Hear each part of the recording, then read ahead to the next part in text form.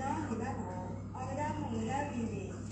anh ta có một cái ta đó vì gì này anh ta cảm thấy cái đó nó từ bên nhau thì ở lên thì cô của này anh ta đó thì nhà bà gà này ở xì vì này anh ta đó từ ba anh ta là xài vì này anh ta xà nó ba gà này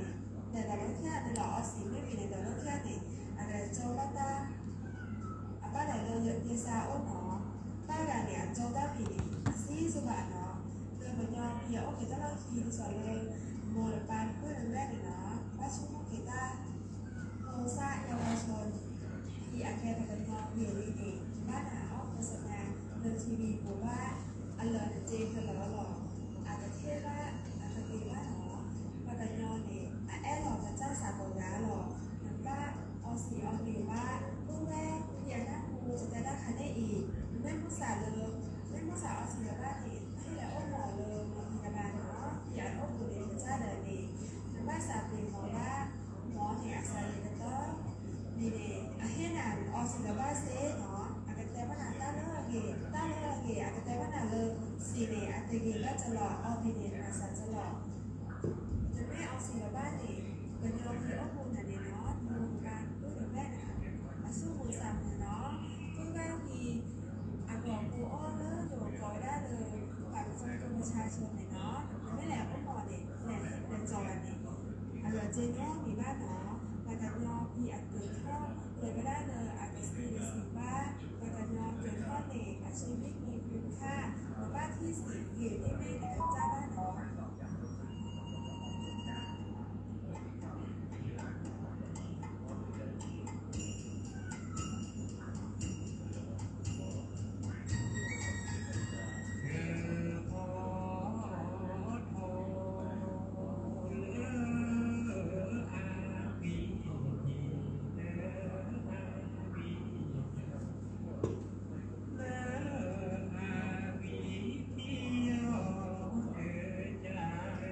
กราบไหว้สาถวายความเคารพพระรัตนตรัยเจ้าแก้วตังสัมปการเป็นอย่างยิ่งกราบไหว้สาถวายความเคารพพระมหาเถรเจ้าครูบาอาจารย์เจ้าพระภิกษุสงฆ์องค์เนรกุศลผู้องค์ที่ฟังรายการอยู่ยังวัดวาอารามต่างๆกราบไหว้สาแสดงความนับถือท่านพระครูสถิตสารคุณวัดหนองผาขาวท่านพระครูกระยาณประโมทวม่วนห้วยแก้วเป็นอย่างยิ่งและกราบไหว้สาท่านพระครูพิวัฒนวิกรมผู้อำนวยการสถานีวิทยุคลื่นสีขาวเพื่อเจ้าประชารองเจ้าคณะอำเภอดอยหล่อเจ้าวัดปัดต่างเจริญเป็นอย่างยิ่งเจริญพรญาโยมศรัทธาสาธุชนท่านผู้ฟังทุกท่านที่ติดตามฟังรายการธรรมะจากยอดดอยในค่ำคืนวันนี้รายการธรรมะจากยอดดอยดำเนินรายการโดยกระผมธรรมาภาพพระวรรณชัยชยานันโทวัดพุทธศิคิรีตำบลบ้านแปะอำเภอจำตองจังหวัดเชียงใหม่ได้มาพบปะกับญาติโยมศรัทธาสาธุชนแห่งวันหนึ่งแล้ววันนี้ตรงกับวันที่18เดือนพฤษภาคม2568ญาติโยมศรัทธาสาธุชนท่านผู้ฟังชีวิตเป็นของน้อยทุกชราและความตายลุกลานอยู่เงียบสาธุชนท่านผู้ฟังที่ติดตามฟังรายการธรรมะเป็นประจำมาพบปะกันวันนี้อากาศชุ่มฉ่ำบรรยากาศเย็นสบายเพราะว่าฝนฟ้าได้ตกลงมาในพื้นที่ต่างๆทั่วภาคเหนือนี้คิดว่าทุกจังหวัดแล้วที่ฝนฟ้าตกลงมาประกาศบอกไปศรัทธาโดยว่ายามที่อยู่ใกล้บ้านใดเมืองใดที่อยู่ใกล้หิมแม่น้ำฝากฝั่งแม่น้ำแต่ละที่แต่ละแห่งจะไปประมาทเนอะต้องระแวดระวังตัวเผื่อว่าน้ำป่าไหลหลากยามค่ำคืนราตรีฝนตกนะแบบนี้ต่างต้นน้ำคือระแวดระวังตัวเนอะอยู่ที่ใดก็ตามมันบันแน่ทุกอย่างเพราะฉะนั้นพายุเข้ามาฤดูนี้นะฤดูฝนเข้ามาแล้วประกาศเป็นทางการแล้วญาติโยมศรัทธาแต่พายุเข้ามาฝนตกตั้งแต่ปีใหม่พ้นมาแล้วจนถึงหน้าตอนนี้ฝนก็ยังบะ3 เม็ดเท่าใดบางพื้นที่ก็มีฝนตกหนักแต่ว่าก็ตกหนักเหมือนกันเดินทางไปร่วมงาน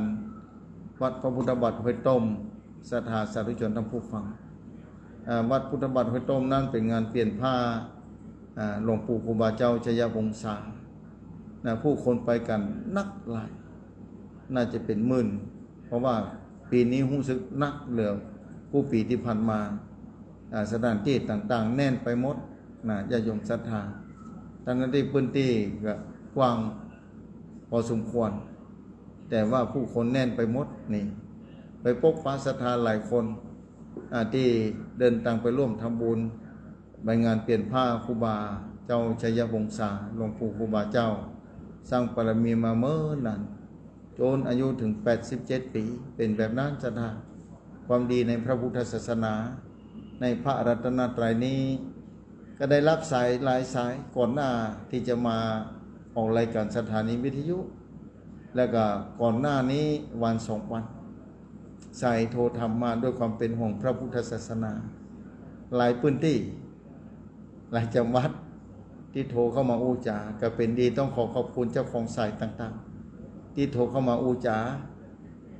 บางคนเป็นแนวปรึกษาบางคนก็เป็นแนวคำถามโดยตรงขึ้นมาตีอัตมาภาพก็ต้องขอบคุณเจ้าของคำถามที่โทรเข้ามา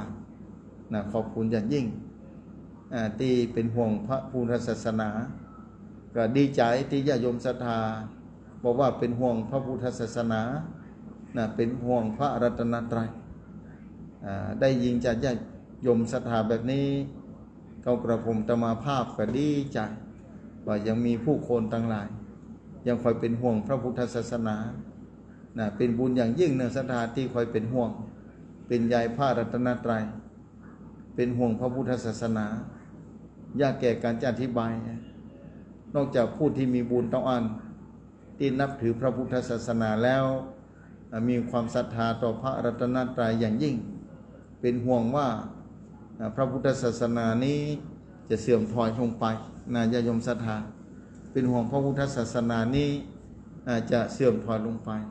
แต่มาได้รับหนังสือเมื่อ30 กว่าปีก่อนญาติโยมศรัทธาพุทธธรรมนายนำมาตอนนี้ก็เป็นไปตามนั้นญาติโยมศรัทธาแต่ขอประกาศรับรองพระพุทธศาสนานั้นจะอยู่ครบ 5,000 ปีแน่นอนในยุคกึ่งพุทธกาลนี้เลยกึ่งพุทธกาลมา68 ปีที่จริงก่อน100 ปีหลัง100 ปี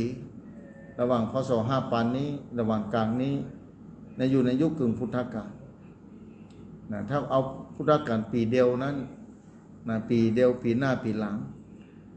ระหว่างพศ500พศ2500มหา2501ญาติโยมศรัทธาพระเจ้าก็ทำนายไว้แล้วก่อนหน้านั้นบอกแก่พระอานนท์ไว้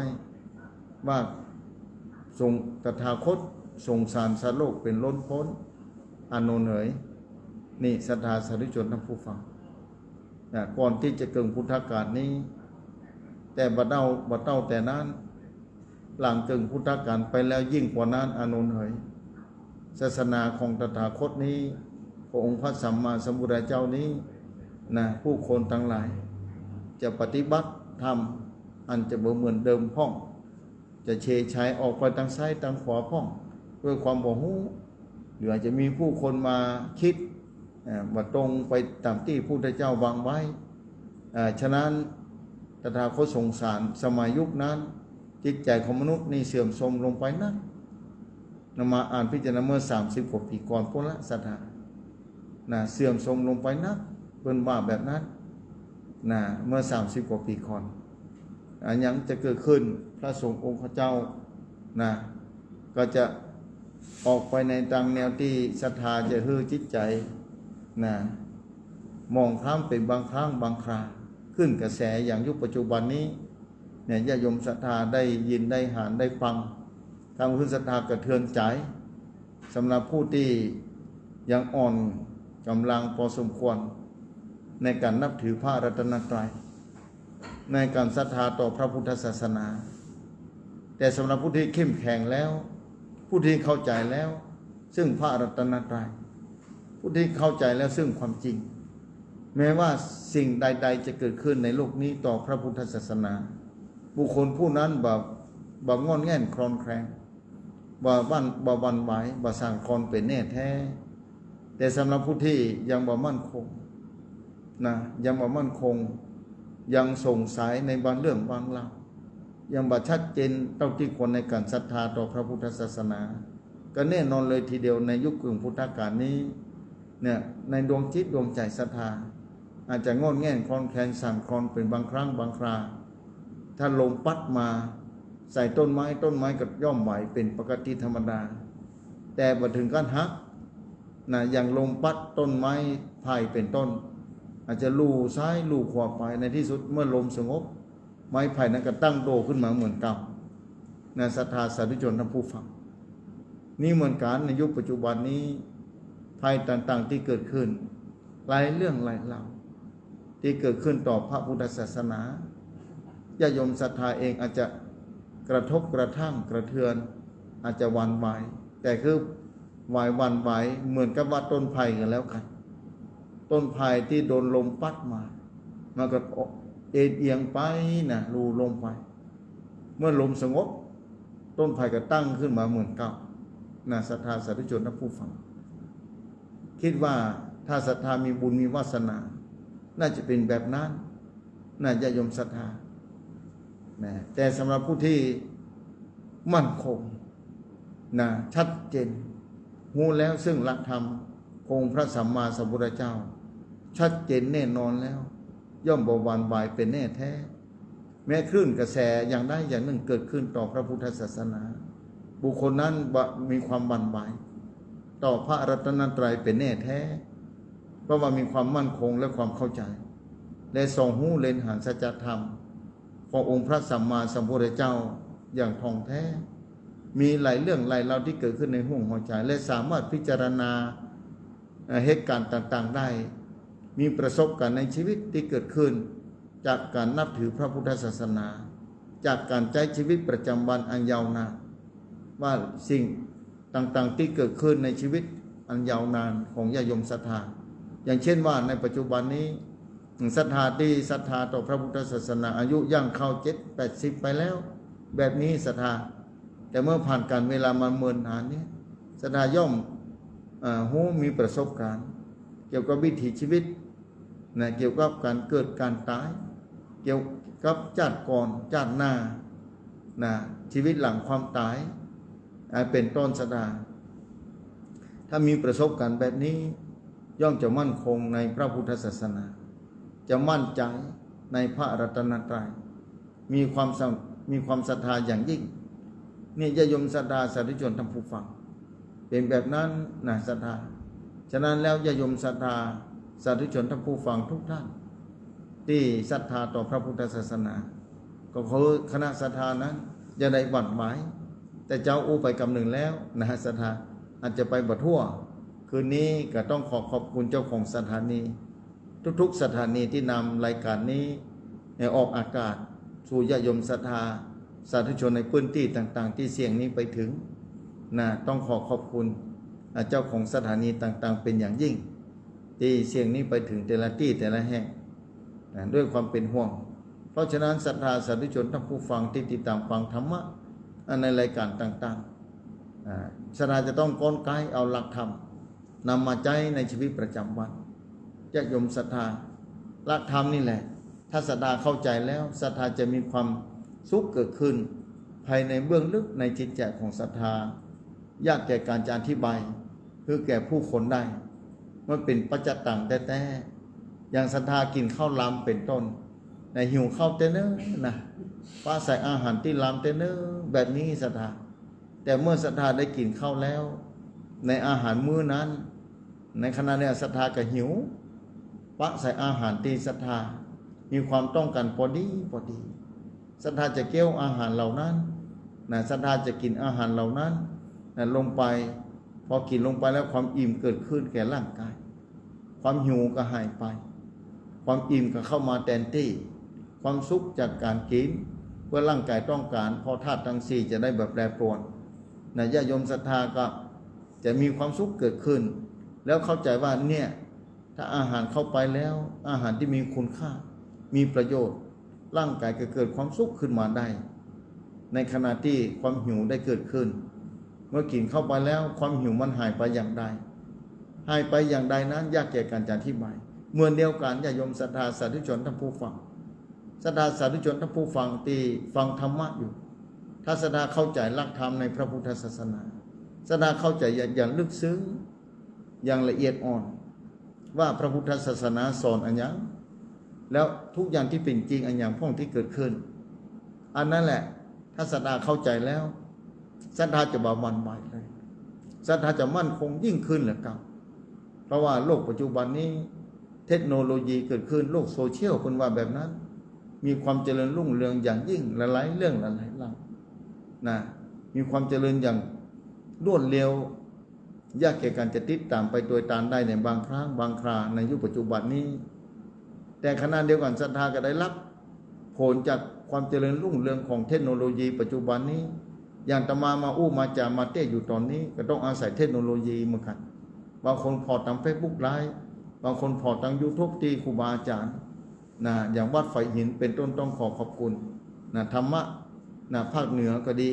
ที่นำรายการของครูบาอาจารย์แต่ละตนแต่ละองค์ออกลงไปที่YouTube ก็ดีธรรมะภาคเหนือก็ดีนะทางวัดไฟหินก็ดีที่นำลงไปนั้นเพื่อแก่สาธุชนท่านผู้ฟังที่มีความต้องการเพื่อผู้คนทั้งหลายได้หู้ได้หาได้เข้าใจก่อนไกลเอาหลักธรรมนำมาใช้กับชีวิตประจำวันแบบนั้นญาติโยมศรัทธาฉะนั้นขอบอกญาติโยมศรัทธาว่าพยายามศึกษาค้นคว้าถ้าศรัทธาแล้วต้องใช้ปัญญาอย่างที่เพิ่นบอกศรัทธาพระพุทธศาสนานี้ศรัทธาต้องใช้ปัญญาเนี่ยปัญญามีความจำเป็นปัญญาเหมือนแสงสว่างอย่างสิ่งไหนที่เราบอกฮู้อย่างเมื่อค่ำเมื่อคืนเนี่ยอย่างวันนี้เป็นต้นธรรมาลงมาจัดรายการที่วัดปัตตังเจริญนี่มาเข้ารายการด้วยกัน3 โตนคืนนี้ก็ต้องอาศัยไฟฟ้าเนี่ยมันต้องสว่างสวายบ้านจะจัดรายการมาได้เนี่ยเวลาเดินทางไฟรถก็จะต้องแจ้งถนนหนทางเดี๋ยวนี้ไฟกีมีกุฏิเนี่ยศรัทธาสาธุชนท่านผู้ฟังไปก็เริ่มสะดวกขึ้นเนี่ยไฟนี่มีความจำเป็นต่อการเดินทางเวลาค่ำคืนราตรีแบบนี้ชีวิตศรัทธาเหมือนกันศรัทธาต่อพระพุทธศาสนาศรัทธาจะต้องเปิดไฟต้องหาไฟเปิดส่องอย่างศรัทธาส่องหาสัจธรรมที่องค์พระสัมมาสัมพุทธเจ้าได้บังไว้ได้เทศไว้ได้กล่าวไว้เมื่อ 2,000 กว่าปีก่อนเมื่อ 2,600 กว่าปีก่อนว่าพระองค์เทศอันอย่างไม่พ่องสอนอันอย่างไม่พ่องแล้วเหล่านั้นมันเป็นจริงก่อนถ้าเป็นจริงแต่หูด้วยจิตด้วยใจแต่ปัญญาได้เกิดขึ้นแล้วนั่นแหละศรัทธาจะบ่หวั่นไหวอย่างที่บอกไปตะกี้ถ้าศรัทธากินข้าวอิ่มแล้วความอิ่มเหล่านั้นบ่สามารถจะอธิบายได้ว่ามีลักษณะอย่างไรของความอิ่มศรัทธาจะต้องกินคนเดียวแบบนี้เป็นต้นศรัทธาฉะนั้นญาติโยมศรัทธาสาธุชนท่านผู้ฟังนะญาติโยมศรัทธาสาธุชนท่านผู้ฟังทั้งหลายศรัทธาจะต้องเข้าใจแบบนั้นนะว่าเนี่ยการกินข้าวมันอิ่มอย่างไรนะความอิ่มเหล่านั้นมันเกิดขึ้นมีลักษณะอย่างไรอย่างศรัทธาต่อพระพุทธศาสนาศรัทธาเข้าใจหลักธรรมแล้วศรัทธาเชื่อว่าเนี่ยศาสนาผู้สอนความจริงเรื่องความทุกข์เรื่องความเปลี่ยนแปลงของสรรพสิ่งทุกอย่างบ่ยุดยั้งบางคนอาจจะปฏิเสธว่าบ่จ่ายแต่ในที่สุดเมื่อเป็นละอ่อนมาต่อนี้มาเป็นคนเฒ่าคนแก่แล้วเป็นจะได้มาเป็นละอ่อนอย่างเก่าแต่ก่อนมันอยู่มาได้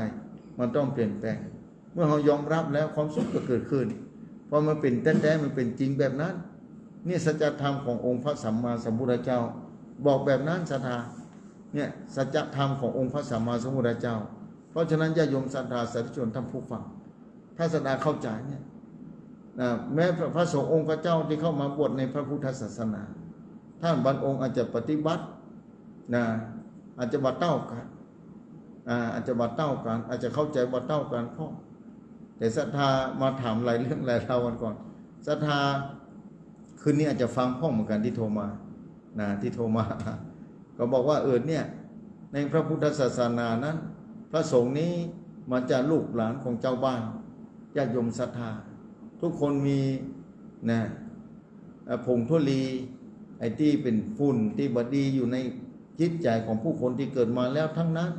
แต่จะต้องมาปัดมาคัดมาสีนะมาศึกษาเรียนรู้ในพระพุทธศาสนามาคัดมาสีมาปฏิบัตินะได้พ่องมาได้พ่องชาตินี้เนี่ยวันตนวันองค์ก็ได้นักวันตนวันองค์ก็ได้น้อยได้อาจจะบัดเต้ากันนะแล้วแต่บุญจากก่อนด้วยมาชาตินี้มาเจอพระพุทธศาสนาแก่สุดแท้แต่บุญบารมีของแต่ละตนแต่ละองค์ศรัทธาเหมือนกันศรัทธาเจ้าบ้านญาติโยมศรัทธาพุทธบริษัทนะที่เกิดมาที่มีบุญมานับถือพระพุทธศาสนาไหว้สาพระรัตนตรัยนะบุญกับพระเจ้าเต้ากันแต่สำหรับคนที่บ่มีบุญวาสนาอาจจะมาได้ปะอาจจะมาได้พบนะแต่ประเทศเพิ่นเจริญรุ่งเรืองก็มีไปแล้วในโลกนี้แต่มาได้ไหว้สาพระรัตนตรัยเพราะความรวยความเจริญเหล่านั้นไม่ได้บ่งบอกว่าจะบ่มีความทุกข์สดามาการเป็นคนที่มีทรัพย์สมบัตินะบ่ใจจะบ่งบอกว่าจะมีความสุขตลอดนะไม่ได้บ่งบอกแบบนั้นนะความทุกข์เกิดขึ้นกับผู้คนทุกคนผู้ปืนที่บอกว่าจะลบอยู่มุมใดของโลกนี้คนนั้นจะร่ำจะรวยเป็นสกุลเศรษฐีเป็นราชามหากษัตริย์หรือคนนั้นอาจจะเป็นวานิพกขอทานนะเป็นคนยากไร้ยากจนความทุกข์มีทุกคนบอกว่าจะเป็นสมณะในศาสนาพระรัตนตรัยพระพุทธศาสนานี้ก็ตามนับบวชศาสนาใดก็ตามความทุกข์มีกุฏิวันละเว้นไว้ผู้ใดมีอำนาจหรือบ่มีอำนาจความทุกข์มีตลอดเวลานี่แหละองค์พระสัมมาสัมพุทธเจ้านั้นตรัสรู้เรื่องความทุกข์และความจริงของสรรพสิ่งและตรัสรู้เส้นทางที่ว่าจะแนวทางที่จะให้มันพ้นทุกข์นี่พระองค์ตรัสรู้แบบนี้เนี่ยพระองค์ตรัสรู้แบบนี้ว่าแนวทางพ้นทุกข์น่ะศรัทธาบ่ใช่ว่าจะมานับถือเหาะเดินเหาะเหินเดินอากาศได้ดำดินได้อันนี้วิชาเหล่านี้ในก่อนที่พระพุทธเจ้าจะมาตรัสรู้ก็มีก่อนแล้วนะมีก่อนแล้วแต่พระองค์ตรัสรู้แบบเรียบง่ายนะแบบง่ายๆแต่ต้องสร้างบารมีมา4 อสงไขยแสนมหากัปจากนี้ก็เลยจะต้องใช้เวลา6 ปีพระองค์ถึงจะได้ตรัสรู้ญาติโยมศรัทธาเนี่ยมาตรัสรู้แล้ววางไว้แก่ผู้คนผู้ที่มีบุญมีบารมีมีปัญญาได้มาศึกษาเรียนรู้ได้มาศรัทธาต่อพระพุทธศาสนาต่อพระรัตนตรัยผู้นั้นชื่อว่าเป็นผู้ที่มีบุญอย่างยิ่งและคนที่มีบุญนี้จะไปเกิดในสถานที่ปฏิรูปประเทศสวัสสะประเทศอันสมควรประเทศที่ดีที่งามอย่างปัจจุบันนี้เป็นต้นญาติโยมศรัทธาสาธุชนนับผู้ฟังญาติโยมศรัทธาบดีใจหรือที่เกิดมาในประเทศไทยนี้ประเทศสยามนี้ที่มีพระรัตนตรัยเป็นเครื่องหมายของประเทศนี้โดยตรงญาติโยมศรัทธาสาธุชนทั้งผู้ฟังลองคิดพอในประเทศไทยนี้ขึ้นชื่อว่าทั่วโลกยังรู้ว่าพระพุทธศาสนาอย่างลึกลงในประเทศไทยหลายประเทศก็มีพระพุทธศาสนาเหมือนเดียวกันนะหลายประเทศมีนะแต่การอย่างลึกอย่างมั่นคงนะเกิดขึ้นแล้วมาเมือนนานแล้วในประเทศไทยนี้สืบทอดกันมาเป็นทอดเป็นทอดจากรุ่นสู่รุ่นนะจากคนหนึ่งไปสู่คนหนึ่งเพื่อความมั่นคงของพระพุทธศาสนาเพื่อความเสื่อมสลายของสัจธรรมคือมั่นคงยั่งยืนไปครบ 5,000 ประวัติศาสตร์เนี่ยญาติโยมศรัทธาสาธุชนทั้งผู้ฟังเมื่อภายมาศรัทธาแล้วเชื่อนะก็เพราะบุญเก่าบุญบารมีเก่าที่เคยสั่งสมไว้ญาติโยมศรัทธาแล้วไปเกิดคนที่มีบุญจะไปเกิดในสถานที่ปฏิรูปประเทศสวัสสะหมายถึงว่าประเทศที่ดีประเทศที่อุดมสมบูรณ์ประเทศที่ปลอดภัยประเทศที่บ่มีพิษบ่มีภัยเท่าไรนักอย่างประเทศไทยนี้เป็นต้นไม่ใช่ว่าเราอยู่ประเทศไทยยกย่องประเทศไทยดูต่างประเทศตอนนี้ภัยต่างๆได้เกิดขึ้นสะปักอย่างศรัทธาลองคิดพอนะภัยที่เกิดขึ้นณปัจจุบันนี้สงครามก็เกิดขึ้นเป็นที่ผู้กรณีระหว่างประเทศนั้นกับประเทศนี้นะทำสงครามกันประเดี๋ยวเนี่ยญาติโยมศรัทธาแล้วประชาชนในประเทศนั้นจะอยู่อย่างไรเล่า ถ้าประเทศนั้นเกิดมีสงครามญาติโยมศรัทธาลองขึ้นพอประชาชนเนี่ยเมื่อลงข่าวคราวหันวันนั้นน่าอินดูขนาดนั้นผู้ที่อพยพต้องหนีออกไปทิ้งบ้านที่นอนที่อยู่ที่กินบ้านเกิดเมืองนอนต้องหนีออกจากบ้านเกิดเมืองนอนไปหัวซุกหัวโศกโอ้โหจะไปอยู่ที่ไหนพาการเดินทางออกจากบ้านจัดจองจากประเทศเอาชีวิตเอาตายเอาดักหน้าเอาชีวิตรอดไว้ก่อนในที่สุดมีคนมาช่วยแม้จะหิวแสนหิวเพิ่นก็ต้มพักต้มไม้ต้มอย่างเฮือต้องแย่งกันเป็นลงรูปวันนั้นน่าสงสารขนาดนั้นแต่ทำจะได้เล่ารหัสกรรมมันเป็นของเปิ้นรหัสกรรมของแต่ละคนมีอยู่แล้วต่างกันเขาสร้างมาบนเหมือนกันศรัทธาสังเกตได้ง่ายๆในครอบครัวของศรัทธาก็เหมือนกัน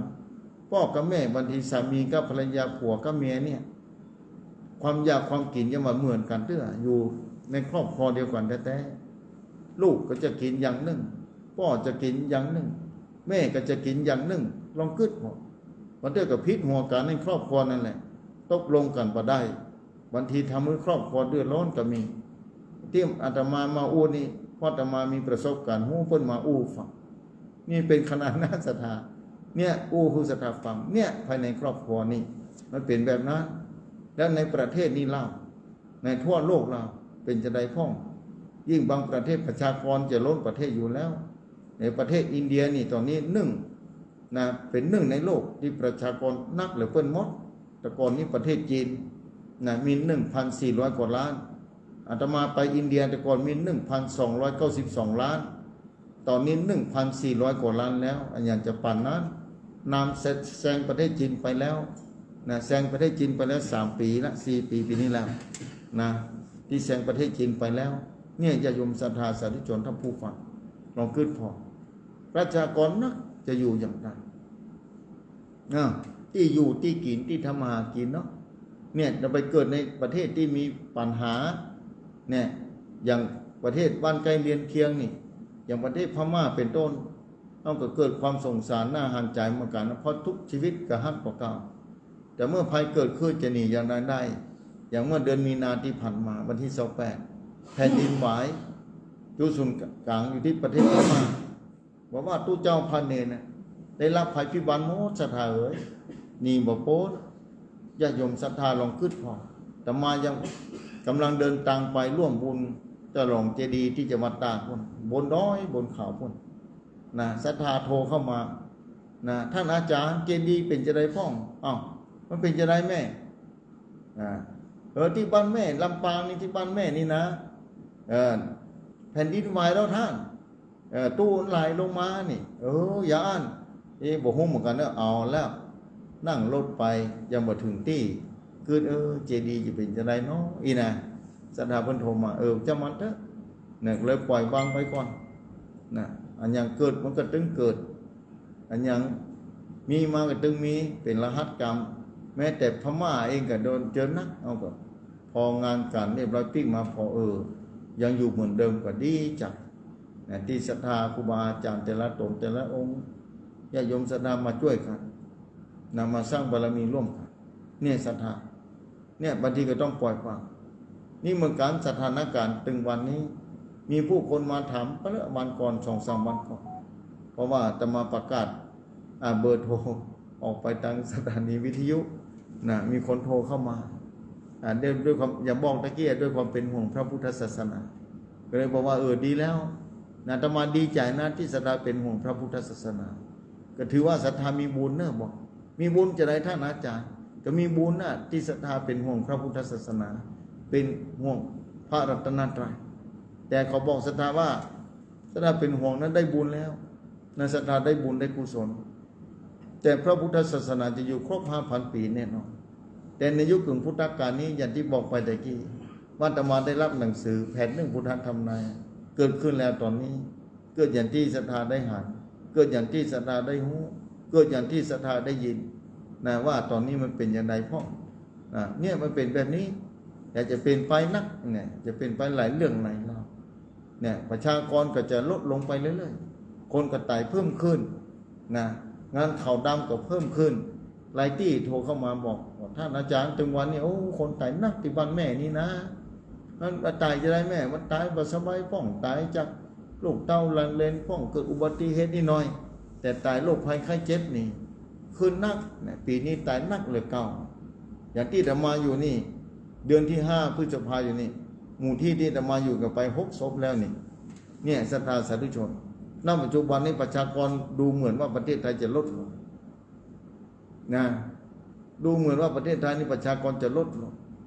นะอู้กันสนทนาธรรมกันวันนั้นแล้วมีคนหนึ่งนะถามเข้ามาท่านอาจารย์มีอันอย่างเป็นบรรทัดฐานที่ท่านว่าประชากรลดลงนี่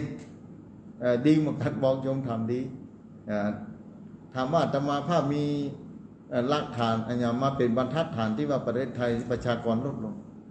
อาตมาบอกว่าเอาที่เราอ่อนนักเรียนแต่ละโรงเรียนนี่มันยุบไปนะครับโยมบอกว่าที่อาตมาแต่ก่อนมี160 ป่ายเกือบจะ170ตอนนี้เหลือมาถึง100มาปีนี้เหลือ90 ป่ายเนี่ยศรัทธาสาธุชนท่านผู้ฟังเหลือ90 ป่าย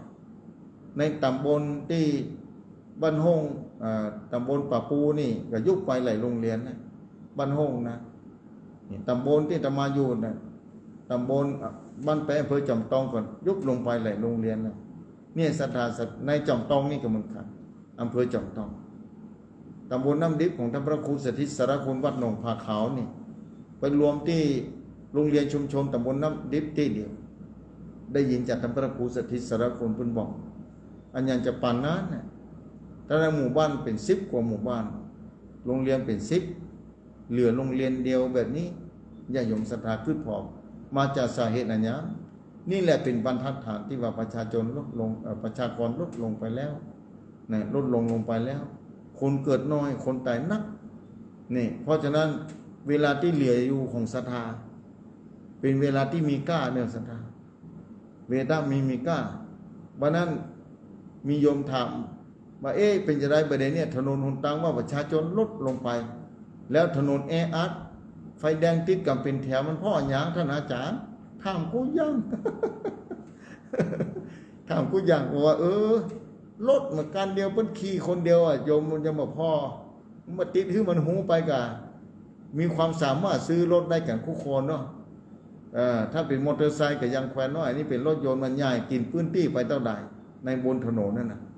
แต่บางการเพิ่นก็ขี่2 คนบางการเพิ่นก็ขี่คนเดียวจะบอกรถติดได้อย่างนั้น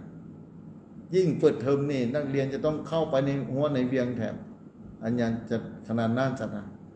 ติดนะติดกูตี้นะติดกูตี้ซะนะแม้แต่อำเภอจอมทองบ่ได้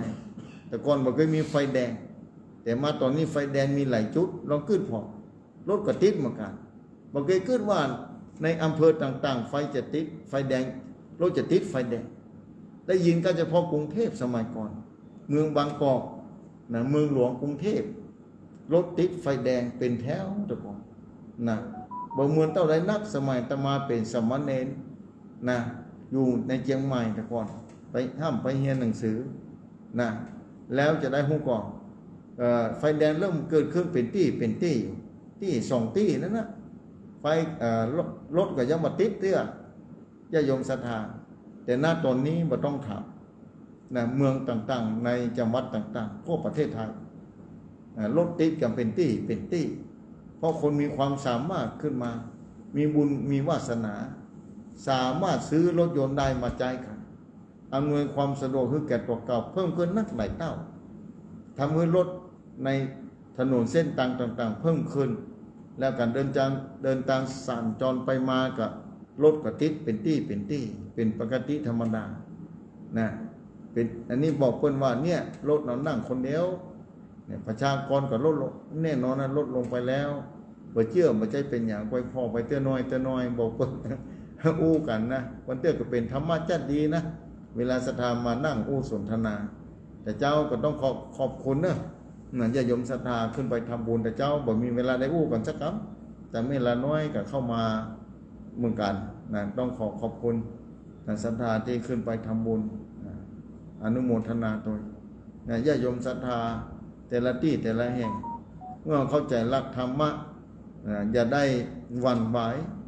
นะแก่นสารของพระพุทธศาสนาอยู่ที่หลักธรรมะที่นำมาใช้ในกับชีวิตประจำวันบัดได้อยู่ที่พระสงฆ์องค์ใดองค์หนึ่งทางฝากศาสนาเขาเรียกว่าพระสงฆ์เนี่ยเป็นหลักธรรมเป็นแก่นธรรมบ่ใช่เป็นองค์ประกอบของรัตนะของพระพุทธศาสนามีความจำเป็นและสำคัญอย่างยิ่งเหมือนกันนะมีความจำเป็นและสำคัญอย่างยิ่งเหมือนกันนะในองค์ประกอบของพระพุทธศาสนานะแต่แก่นธรรมนั้นบ่ได้อยู่ที่ตู้เจ้าบ่ได้อยู่ที่พระสงฆ์พระสงฆ์นี่ไปศึกษาเรียนรู้แล้วมาบอกเราผู้ญาติโยมศรัทธาฟังอย่างเส้นทางที่จะไปที่ต่างๆพระสงฆ์ศึกษาแผนที่แล้วมาอู้มาจามาบอกผู้ญาติโยมศรัทธาคือได้เตียวฝ่ายเตียวเวยเตียวจ้าอยู่ที่กำลังของแต่ละคนอยู่ที่ความสามารถของแต่ละคนทำแล้วปัจจัยขึ้นอยู่กับตัวเจ้าที่มาอู้จ่าให้ฟังนะขึ้นอยู่กับญาติโยมศรัทธาแต่ละคนแล้วว่ากำลังบัญชามีขนาดไหนแล้วความสามารถเฉลียวฉลาดมีความขนาดไหนที่จะเตียวในวันหนึ่งนั้นไปได้กี่กิโลนี่เส้นทางการเดินทางของชีวิตเพื่อมันพ้นทุกข์มีอยู่ในพระพุทธศาสนานี้ญาติโยมศรัทธาเป็นบุญศรัทธาแล้วก็ค่อยศึกษาเฮียนหูก็ค่อยศึกษาตรึกตรองเอาไว้ก้อนไกเอาหลักธรรมมาใช้ในชีวิตประจำวันเถอะในญาติโยมศรัทธาญาติโยมศรัทธาจะได้พบในสัจธรรมที่เกิดขึ้นในห้วงหัวใจถ้าศรัทธามีธรรมะศรัทธาจะบ่ทุกข์ใจสังเกตง่ายๆอันอย่างที่เกิดขึ้นในชีวิตประจำวันถ้าศรัทธาเข้าใจแล้วความทุกข์จะเบาบางความทุกข์ใจจะมีน้อยความสุขจะเกิดขึ้นนะอันอย่างเกิดขึ้นก็ตามถ้าศรัทธาเข้าใจแล้วจะเป็นธรรมดาศรัทธาเข้าใจจะเป็นธรรมดาถ้าศรัทธาเข้าใจอยู่ในระบบของธรรมดาได้ศรัทธาจะมีความสุขเพิ่มขึ้นนักเหลือเกินถือว่าศรัทธามีธรรมะการหูธรรมะกับมีธรรมะมาต่างกันแบบนั้นญาติโยมศรัทธาทุกคนสามารถหูได้เพราะหนังสือมีเดี๋ยวนี้โลกโซเชียลเกิดขึ้นสามารถศึกษาทาง YouTube ทางGoogle ทางโทรศัพท์ทางมือถือนี่การศึกษาเพิ่มขึ้นเดี๋ยวนี้ทีวีนี่ถ้าจะบ่มีไผ่พอกันแล้วญาติโยมศรัทธาจะมีมือถือแล้วคอมพิวเตอร์อย่างต่างๆจะเริ่มหายไปนี่ความเปลี่ยนแปลงเกิดขึ้นตลอดเวลาเพราะความเจริญรุ่งเรืองเกิดขึ้นในโลกโซเชียลเทคโนโลยีเกิดขึ้นจัดผายเกิดขึ้นได้อย่างไรถ้าคำถามตัวมาเกิดขึ้นจากมนุษย์นี่แหละที่มีมันสมองมีความคิดมีปัญญาอันนี้พูดว่าโลกิยะปัญญาตั้งโลกลองพอลดการในศรัทธาสายมันจะเข้าไปที่ไหนพ่องไฟฟ้าระบบเนี่ยโยงใยกันไปหมดเพิ่นก็สามารถหูได้ช่างสามารถผลิตขึ้นมาได้ปัจจัยธรรมดาศรัทธาสามารถผลิตขึ้นมาได้ปัจจัยธรรมดาสักรถยนต์ก็ดีเครื่องบินก็ดีเรือก็ดีเรือใหญ่เรือน้อยเรือบินนี่ขึ้นสยองขึ้นบนอากาศเป็นเล็กแท้ๆน้ำหนักขนาดไหนเครื่องบินแต่ละการมนุษย์สามารถนำเอาเล็กห่อเหินเดินอากาศบินสยองขึ้นฟ้าได้ลองคิดว่าความสามารถของมนุษย์นะศรัทธาสามารถเอาเล็กนักกี่กิโลเครื่องบินแต่ละการสยองขึ้นอากาศจนได้นำพาผู้คนไปมาหาสู่กันไปมาหาสู่กันนั่งเรือบินสยองขึ้นฟ้าขึ้นบนอากาศไปประเทศต่างๆไปมาหาสู่ไปคบค้าสมาคมทำสัมพันธไมตรีไปค้าไปขายอาศัยเล็กสยองขึ้นฟ้าลองขึ้นพอศรัทธามนุษย์ถึงวันนี้ขนาดนั้นญาติโยมศรัทธาลองขึ้นพอแล้วร่างกายคนเฮานี้หนาคืบกว้างศอกยาววาหนาคืบกว้างศอกยาววาภายพ้องได้ศึกษาเห็นหูในร่างกายหมอนี่ไม่ใช่ธรรมดานะศรัทธาหมอเนี่ยเฮียนแพทย์เฮียนเป็นหมอเฮียนแพทย์บางคนต้องศึกษาเรื่องฟันทันตะบางคนต้องศึกษาระบบภายในระบบกระดูกนี่ระบบกระดูกนี่ญาติโยมศรัทธา นะระบบกระดูกระบบข้อระบบร่างกายส่วนใดส่วนนั้นศึกษาเรียนรู้อย่างท่องแท้เจ็บป่วยเมื่อยไข้มาสามารถผ่าตัดปฏิบัติโอ้เก่งแต่หมอยุคปัจจุบันนี้อาศัยความคิดความอ่านอาศัยปัญญาเนี่ยปัญญาของแต่ละคนเนี่ยหมอนี่จะต้องเก่งนะต้องมีความสามารถสูงเนี่ยสามารถรู้เรือนร่างของร่างกายในส่วนต่างๆได้เป็นอย่างดีแต่ขณะเดียวกันนะถ้าความทุกข์เกิดขึ้นในร่างกายในบางครั้งเนี่ยคนที่เป็นหมอยังทุกข์อยู่ดีศรัทธานะหมอถามว่าหมอนี่ป่วยก็แล้วป่วยเหมือนกันนะท่านได้เฮียนหูแต่หมอโรงพยาบาลต่างๆนี่ต้องกินยาเหมือนกันแต่มาเป็นละอ่อนเป็นเน้นแต่ก่อนเป็นหมอท่านจะดีก็แต่จะบอกเจ็บป่วยเมื่อยไข้ก็แต่ก่อนขึ้นในใจนะเป็นหมอถ้าจะดีถ้าจะบาดเจ็บป่วยเมื่อยไข้ก็ที่ไหนได้จะมาป้าหมอที่หูจักกันพ่อจะไปว่าท่านอาจารย์ป่วยเลยครับป่วยค่ะกินยานี่อย่ามาให้ด้วยนี่เพื่อนเป็นหมอนั่นน่ะเพื่อนก็ย้ำเจ็บป่วยเมื่อยไข้แล้วภาษาอย่างก็คนเฮาธรรมดาจะบาดเจ็บป่วยเมื่อยไข้กึดเอาซะนะจะเป็นหมอเนี่ยหนีความเจ็บป่วยเมื่อยไข้มาได้เหมือนกันอยู่กับยาอยู่กับเครื่องมือเนี่ยแต่นี่บ่พ้นศรัทธานี่บ่พ้นแต่นี่แหละญาติโยมศรัทธาสาธุชนท่านผู้ฟังรหัสกรรมของแต่ละคนมันต่างกันแบบนี้ในถ้าศรัทธาเข้าใจแบบนี้ทุกคนยอมรับว่าโลกเกิดแก่เจ็บตายนี่องค์พระสัมมาสัมพุทธะเปิดตรัสไว้ว่าเนี่ยเกิดแก่เจ็บตายในโลกนี้นี่บ่พ้นถ้าต้องการหนีโลกเกิดแก่เจ็บตายได้ก็ต้องศึกษาแนวทางที่พระพุทธเจ้าตรัสรู้ต้องอ่านศรัทธาอยากจะหนีนะบางคนบอกใครเกิดแล้วมันจะแต้วะบอกใครเกิดแต้กันเนี่ยถ้าบอกใครเกิดเนี่ยกรรมอู้นี่เป็นกรรมอู้ของผู้ที่ประเสริฐนะจะไปอู้ไปเลยเนอะบอกเป็นกรรมอู้ของคนที่ประเสริฐจะได้ท่านอาจารย์กับคนที่บอกใครเกิดแล้วคนประเสริฐกันเพราะว่าย่อมจะมองผ่านความทุกข์เบื่อความทุกข์อยากจะหนีความทุกข์จะไปฮึ่พ้นจะไปที่ไหนได้สักทีหนีที่ไหนในโลกนี้ว่าจะบอกมีความทุกข์จะหนีไปที่ไหนจะหนีไปดวงจันทร์คะจะหนีไปดาวอังคารหรือก็ยังมีความทุกข์อยู่ดีจะไปอยู่ประเทศไหนที่บอกมีความทุกข์มีว่าในโลกนี้100 กว่าเกือบ200 กว่าประเทศไหนที่บอกมีความทุกข์เลยมีก่อนในโลกนี้แม้กระทั่งหมอยังต้องเจ็บป่วยเมื่อยไข้ภาษาอาญาก็เฮาคนปัจจุบันที่ไม่ได้เป็นหมอเป็นยา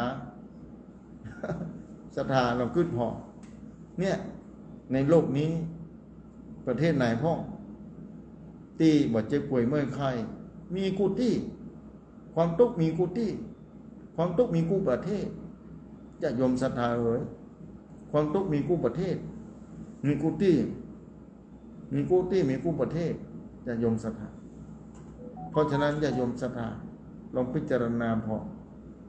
เนี่ยแทนศรัทธาย่อมเข้าใจแบบนี้ศรัทธาจะมีความสุขเกิดขึ้นอยู่ที่ไหนความทุกข์ก็หนีบ่พ้น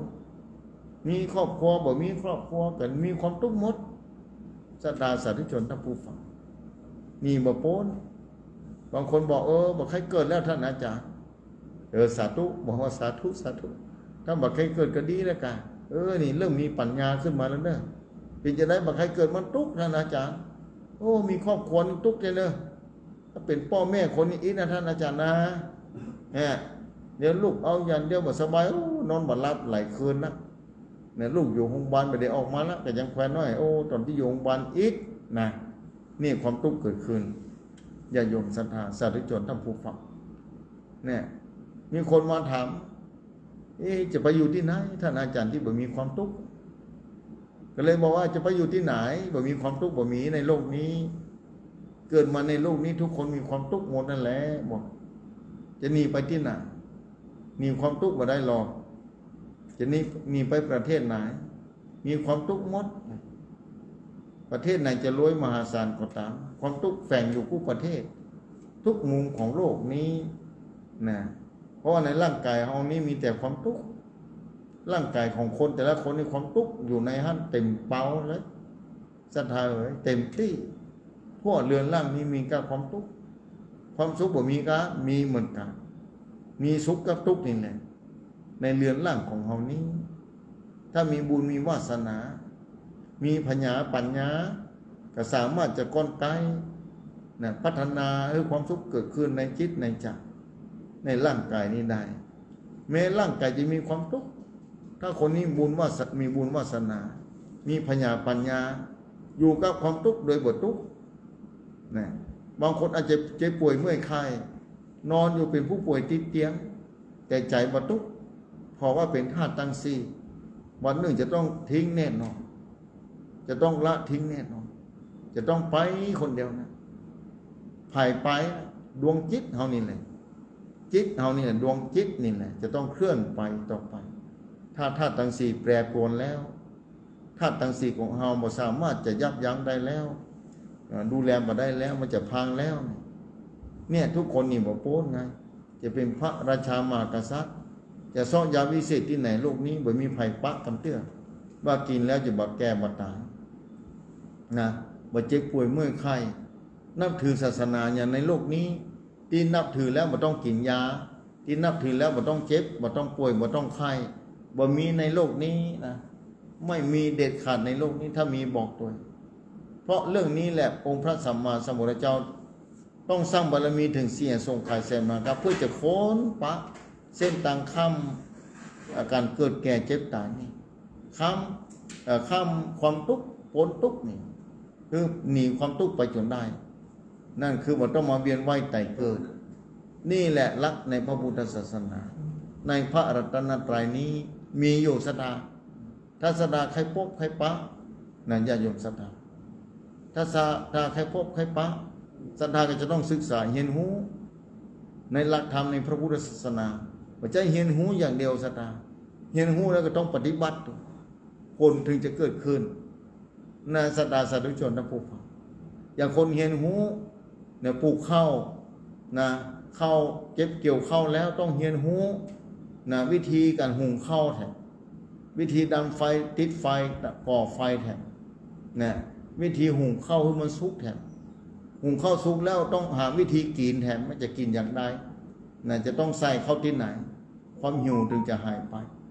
เนี่ยขั้นตอนมีหลายขั้นตอนเหมือนกันในพระพุทธศาสนาก็บ่ใจตั้งการศรัทธาก็มีหลายขั้นตอนเหมือนกันนะจะต้องเรียนรู้ศึกษาทีละขั้นทีละตอนนะอย่างที่พูดว่าทานศีลภาวนาเบื้องต้นศรัทธาจะฮื้อทานก่อนก็ได้มันง่ายกันฮื้อทานศรัทธาง่ายแต่แล้วโจกสตางค์บาท2 บาทก็ฮื้อทานได้เข้าเม็ด1กับวันลงไปบนพื้นดินมดจะได้กินแมงจะได้กินก็ได้บุญแล้วศรัทธาคือแค่นี้บุญมันง่ายกันฮื้อทานนี่นะเนี่ยยากขึ้นมาก็คือการรักษาศีลอันนี้เพิ่มขึ้นมาแถมแล้วสาธุชนทำผู้ฟังนะเพิ่มขึ้นมาแถมแล้วนะจะต้องควบคุมจิตใจจะต้องควบคุมกายวาจาใจนี่ต้องควบคุมนะศีลถึงจะได้ดีขึ้นพัฒนาคุณภาพของศีลนะเมื่อศีลดีนะเมื่อศีลดีเกิดมาชาติต่อไปก็จะได้ดีจะได้ถ้าเรารักษาศีลข้อที่1ร่างกายเราก็จะอุดมสมบูรณ์จะบ่เจ็บป่วยเมื่อยไข้โรคภัยที่ก็จะมีน้อยมีบ่นักเท่าใดเพราะความเมตตาเกิดขึ้นห่านสัตว์น้อยสัตว์ใหญ่ห่านผู้คนทั้งหลายที่เกิดร่วมโลกด้วยกันเมตตาต่อคนอื่นบ่คิดจะเบียดเบียนไผบ่คิดจะไปฆ่าไผบ่คิดจะไปทำร้ายไผเนี่ยความเมตตาเกิดขึ้นเหล่านี้สิ่งข้อที่1จะเริ่มบริสุทธิ์สิ่งข้อที่1จะมีความสะอาดขึ้นสิ่งข้อที่1จะได้บ่มัวหมองเนี่ยเกิดชาติต่อไปเพราะสร้างเหตุปัจจัยแบบนี้นะสร้างเหตุปัจจัยนะมันเกิดขึ้นแบบนี้เกิดมาชาติต่อไปนี่นี่คนนี้นี่บ่เจ็บป่วยเมื่อไข้หมอถึงบ่มีรายชื่ออยู่ในที่โรงพยาบาลนะเนี่ยศรัทธาสาธุชนท่านผู้ฟังเนี่ยมันเป็นเหตุปัจจัยแบบนี้ศรัทธาสิ่งข้อที่1นี่ถ้าญาติโยมศรัทธาเข้าใจถ้าหูนี่แล้วสิ่งข้อที่2ถ้าอาจารย์วันนั้นนั่งอู้ก่อนนะสนทนาก็สะสมวัดนี่แหละใครก็ต้องการให้มั่นคงบางคนเก็บบ่อยู่ท่านอาจารย์ เก็บบ่อยู่นะก็ธรรมดามันต้องกินต้องใช้ต้องจ่ายจะไปเก็บอยู่อย่างไรแล้วคนอื่นก็ยังเก็บอยู่นะคำถามตัวมาทำแล้ว คำถามตัวเองมากนะเพื่อนว่าเพื่อนกับเก็บอยู่แหละแล้วแต่บุญกุศลนะบุญมันจะได้กะนะจากก่อนนี่แหละเจ้าปัจจุบันนี้ก็เหมือนกันสินข้อสองนี้จะไปค่าได้ของคนอื่น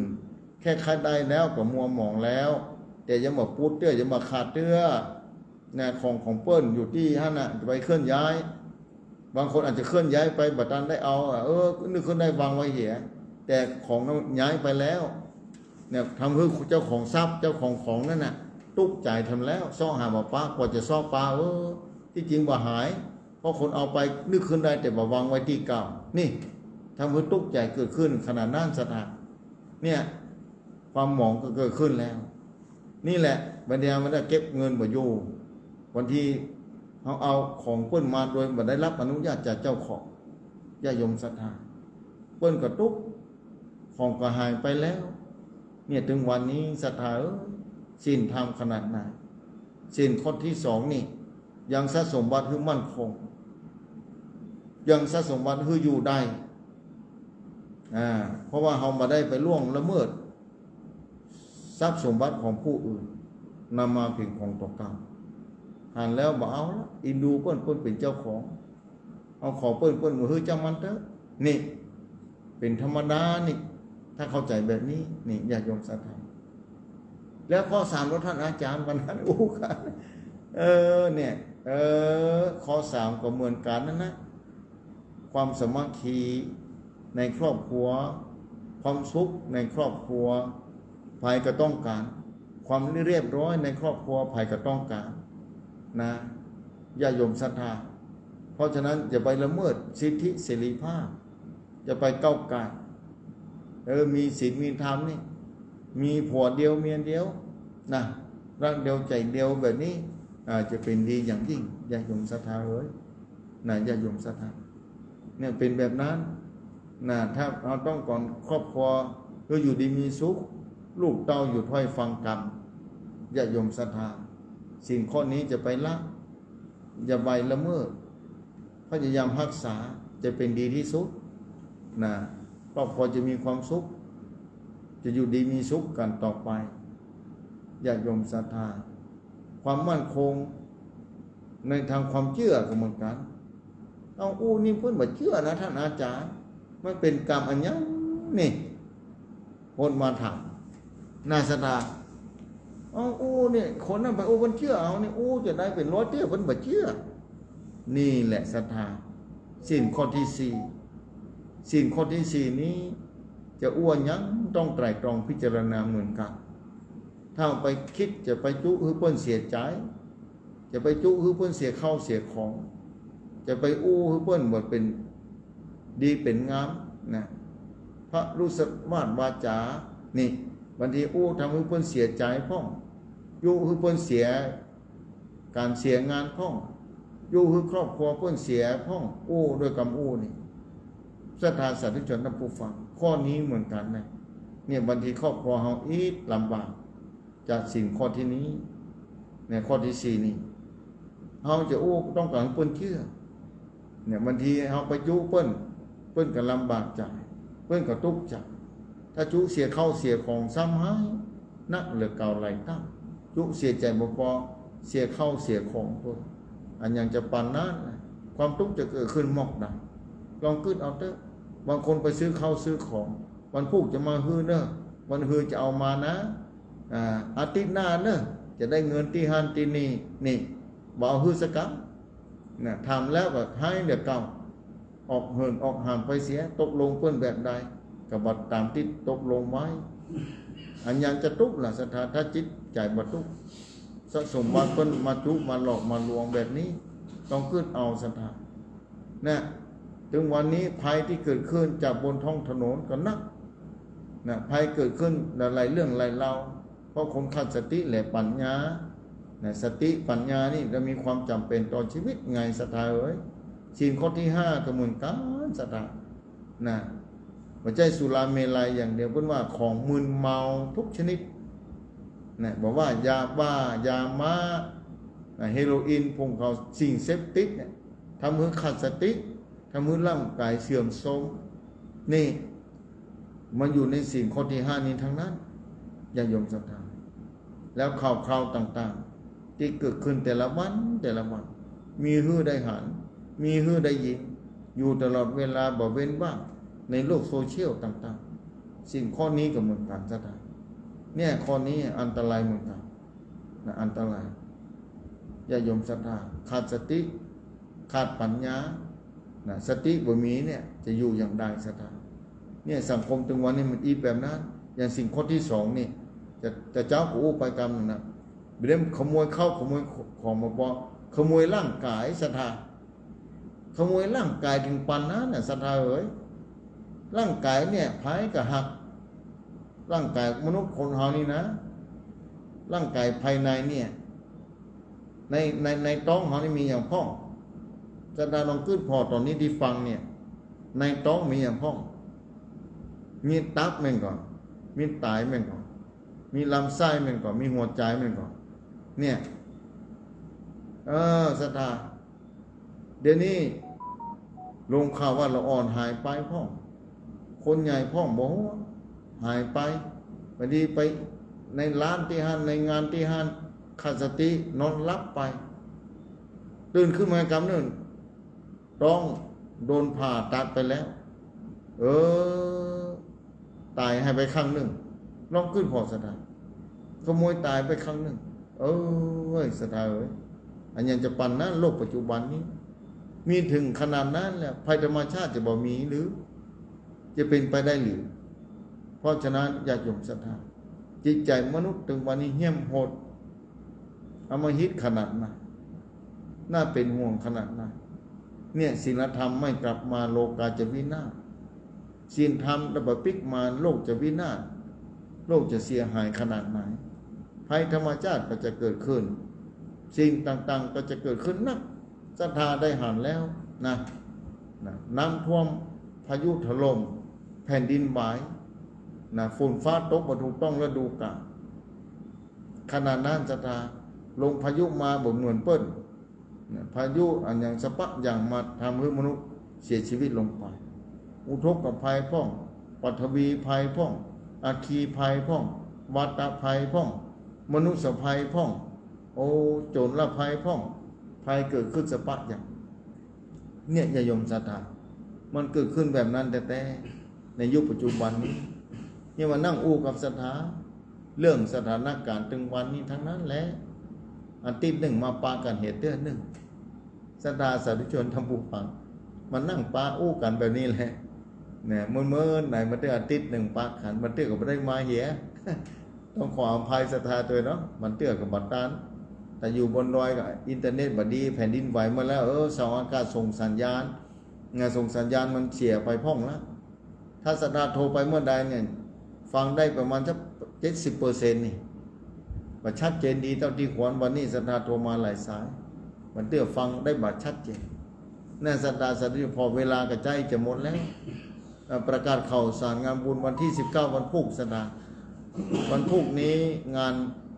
สืบชะตาอายุวัฒนมงคลของหลวงปู่ครูบาเจ้านะหลวงพ่อธรรมพระครูปฏิพันธ์ธรรมทินวัดพระธาตุจอมทองอำเภอเวียงป่าเป้า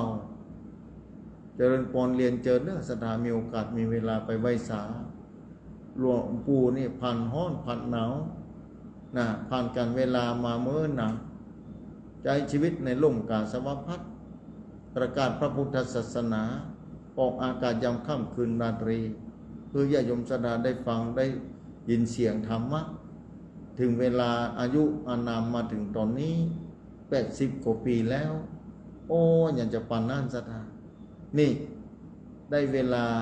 จะทำบุญสืบชะตาเจริญพรเรียนเจอเนื้อศรัทธามีโอกาสไปไหว้ไปสาไปขอพรไปร่วมบุญกุศลกับครูบาท่านเจ้าหลวงพ่อหรือหลวงปู่ท่านพระครูปฏิพันธ์ธรรมทินวัดพระธาตุจอมทอง1 ใน 9 จอมในจังหวัดเชียงรายใครมีโอกาสเจริญพรเรียนเจิญไปร่วมบุญกุศลไปเปิดโรงทานก็ได้ไปร่วมบุญอย่างใดอย่างหนึ่งได้หมดท่านเจ้ามีเมตตาธรรมนะญาติโยมศรัทธาเจริญพรเรียนเจิญเนอะวันที่19วันพุธนี้ ประเดี๋ยวนี้ตอนนี้เนี่ยทางวัดก็ได้เตรียมงานสถานที่ต่างๆเตรียมที่จะต้อนรับญาติโยมศรัทธาสาธุชนที่จะไปร่วมบุญร่วมกุศลร่วมงานสืบชะตาต่ออายุวัฒนมงคลคือหลวงปู่ครูบาดอยหรือท่านพระครูปฏิพันธ์ธรรมทินได้อยู่กับหมู่เฮาไปเมื่อนาสถานฉะนั้นเจริญพรเรียนเจริญเนอไปร่วมบุญกุศลด้วยกันในวันที่19วันพุธที่จะมาถึงนี้เพราะฉะนั้นเจริญพรเรียนเจริญแล้วที่1นั้นส่งน้ำพระธาตุดอยหล่อนะถ้าจำว่าผิดน่าจะเป็นวันที่18นะเดือนมิถุนายนนะเพราะว่าไม่ได้เอาเอกสารอย่างมานะว่าพระธาตุดอยหล่อเนาะอาทิตย์หน้าจะเอาหนังสือมาอ่านรายละเอียดนะแต่เจ้าก็มาได้ประกาศว่าได้นิสกรรมเวลาหมดพอดีมาได้ล่ำลาสกรรมนั่นต้องขออภัยตัวนะญาติโยมศรัทธาสาธุชนทั้งผู้ฟังนะร่วมบุญร่วมกุศลนะศึกษาเห็นหูมีความมั่นคงในพระพุทธศาสนาก็เต็มที่แล้วศรัทธาเอ๋ยนะเพราะจะได้เวลาในตอนนี้ก็จะได้ไหว้สาอาราธนาทำพระครูสถิตสารคุณวัดหนองผาขาวก็ทำพระครูกัลยาณประโมทบ้านม่อนห้วยแก้วมาเข้ารายการเรื่องอู้จาภาษาธรรมสนทนาธรรมกันต่อไปนะเดี๋ยวนี้ท่านได้เดินทางมาถึงที่ห้องทรงเป็นที่เรียบร้อยนะในโอกาสนี้ก็จะกราบไหว้สาอาราธนาท่านเจ้าทั้งสองได้เข้าสู่รายการอู้จาภาษาธรรมต่อไปนะญาติโยมศรัทธาเนอะคือพยายามดูแลจิตใจมั่นคงในพระพุทธศาสนาในพระรัตนตรัยนี้นะญาติโยมศรัทธานะกราบไหว้สาเด้อท่านเจ้าทั้งสองนะ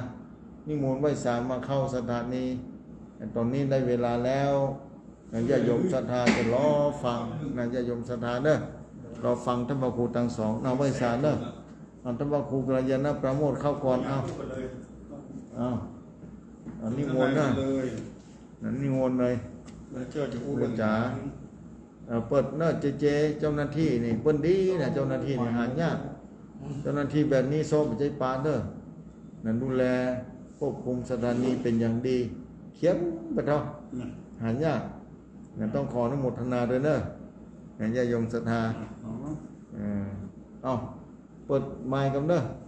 นั่นศรัทธารอสักคำนะเดี๋ยวพบปะกันทำพระครูเนาะจะมาภาพในช่วงภาคแรกนี่ก็จะหมดเวลาลงแล้วนะรายการธรรมะจากยอดดอยเดี๋ยวมาอู้จาภาษาธรรมกันต่อไปรายการอู้จาเดี๋ยวท่านพระครูสถิตจะติดตามมาแต่มาขอพักย่างสักคำหนึ่ง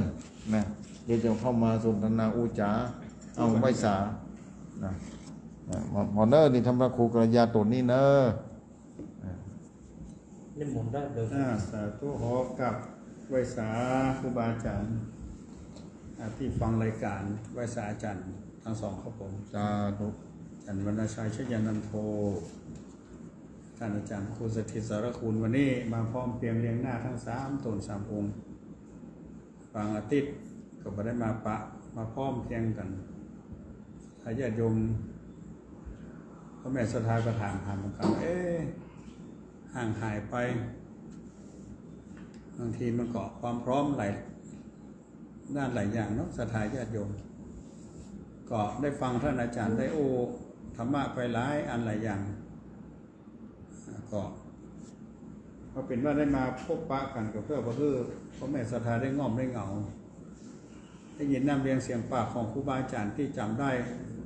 ก็มีความสุขทางใจมาเตือนสติบางทีก็ถ้ามาทวนถามว่าวันนั้นวันนี้ฟังอย่างไปฟ้องแล้วได้อย่างจ้าครูบาอาจารย์นั้นอย่างมาพอได้หูได้เข้าใจอย่างฟ้องพ่อแม่ศรัทธาบางคนก็จำมาได้ละเพราะว่าวัยขนาด50-60ขึ้นเนี่ยมันความหลงลืมนี่มีแน่นอนความเสื่อมของสังขารมันจะเป็นจะอั้นมันเป็นเรื่องของสังขารคือร่างกายของเขาเนี่ยมันจะเสื่อมไปตามสภาพมันมีข้ออยู่หนึ่งเพื่อนว่าคำว่าสัญญาการจำได้หมายรู้นะสัญญานี่มันเป็นเรื่องของสังขารอย่างหนึ่งมันเป็นความรู้สึกที่ว่าการจำได้หมายรู้เนี่ยเพื่อนเขาว่าคำว่าสัญญาเป็นของไม่เที่ยงสัญญาตัวนี้มันจะว่าเอาคื ยปันสัญญากับไผ่ว่าอย่างอันอย่างนี้ใช่ไหมสัญญาตัวนี้หมายถึงว่าการที่เขาจำได้หมายรู้แต่ว่าเมื่อสังขารร่างกายมันอายุสังขารมันมากขึ้นเนี่ยมันจะเสื่อมไปคือขี้หลงขี้ลืมนั่นเองเพราะนั้นคำว่าขี้หลงขี้ลืมนั้นมันไม่ได้เกิดใกล้ญาติโยมไหนแม้แต่พระสงฆ์เจ้าเองเมื่ออายุมากขึ้นมันก็เป็นอย่างเดียวกันบางเรื่องบางอย่างที่ครูบาอาจารย์โอ้ก็ซ้ำแล้วซ้ำเก่านั่นแหละโอ้เรื่องนั่นกับพลิกมาโอ้เรื่องเก่าให้ศรัทธากับมันได้ฟังให้ใหม่ข้อสำคัญก็คือว่ามีความสุขในขณะปัจจุบันนี่เขาศรัทธาคนที่พูดว่าคนที่มีบุญญาวาสนาดีบุญบารมีนะหนึ่งโดยเฉพาะคนเฒ่าคนแก่เขาประเด็นถ้าเขาอยู่มีลูกมีหลานอยู่ตัวก่อมีนะหนึ่งสังขารร่างกายเขายังอยู่ได้สองเขามีข้าวที่จะกินก่อนข้าวหอมวิตหม้อวิตแรงสักเตื้อมีลูกหลานเอามาฮื้อมาใจใส่พวกคอยแล้วก็เขาสามารถที่จะกินข้าวนั้นได้ก่อนถ้าวันนี้เขายังสามารถกินข้าวนั้นได้สามารถอู้จ๋าไปกับลูกกับหลานได้อันนี้เป็นว่าวันนี้เป็นบุญวาสนาของเขาแล้วเพราะนั้นเมื่อเขาอายุสังขารนักขึ้นคืออยู่กับความเป็นปัจจุบันนักสถานอดีตแต่คนเฒ่าเขาในส่วนมากมันชอบอู้เรื่องอดีตคือถึงเรื่องเก่าจังอู้เล่นหมู่เดียวกันทุกเจ้าอย่างก็ดีอู้กันถ้าอู้เรื่องเก่าเนี่ยแสดงว่าเฒ่าแล้วเนาะอู้เรื่องปีแล้วเป็นอย่างนั้นปีนี้เป็นนี้คือทอดตะกอนตะหลังอย่างนี้อู้อันนี้แสดงว่าเขาอายุนักขึ้นแล้วก็ถ้าอู้ไปทางอนาคตในส่วนมากจะเป็นเรื่องวัยรุ่นคนหนุ่มคนวัยทำงานวัยสร้างเนื้อสร้างตัวก็จะเนี่ยหั่นแปลงนี่วางอนาคตไว้อย่างนั้นอย่างนี้การทำเรียนการศึกษาก็ดีอันนี้จิตทำมันเป็นสองอย่างส่งไปอดีตส่งไปอนาคตแต่อยู่กับปัจจุบันค่อนข้างจะมีน้อยการอยู่กับปัจจุบันนี่ก็มันดีอย่างหนึ่งก็คือว่ามันคลายความวิตกกังวลจิตมันโศกสลดกับอดีตหรือว่าวิตกกังวลกับอนาคตวันนี้เรามีอย่างเราก็ทำหน้าที่ของเราไปพ่อแม่พ่ออุ้ยแม่อุ้ยพ่อออกศรัทธาพ่อแม่ส่วนมากมีอายุสังขารนักแล้วเราจะไปทำการทำงานเหมือนสมัยเมื่อเรายังหนุ่มนั่น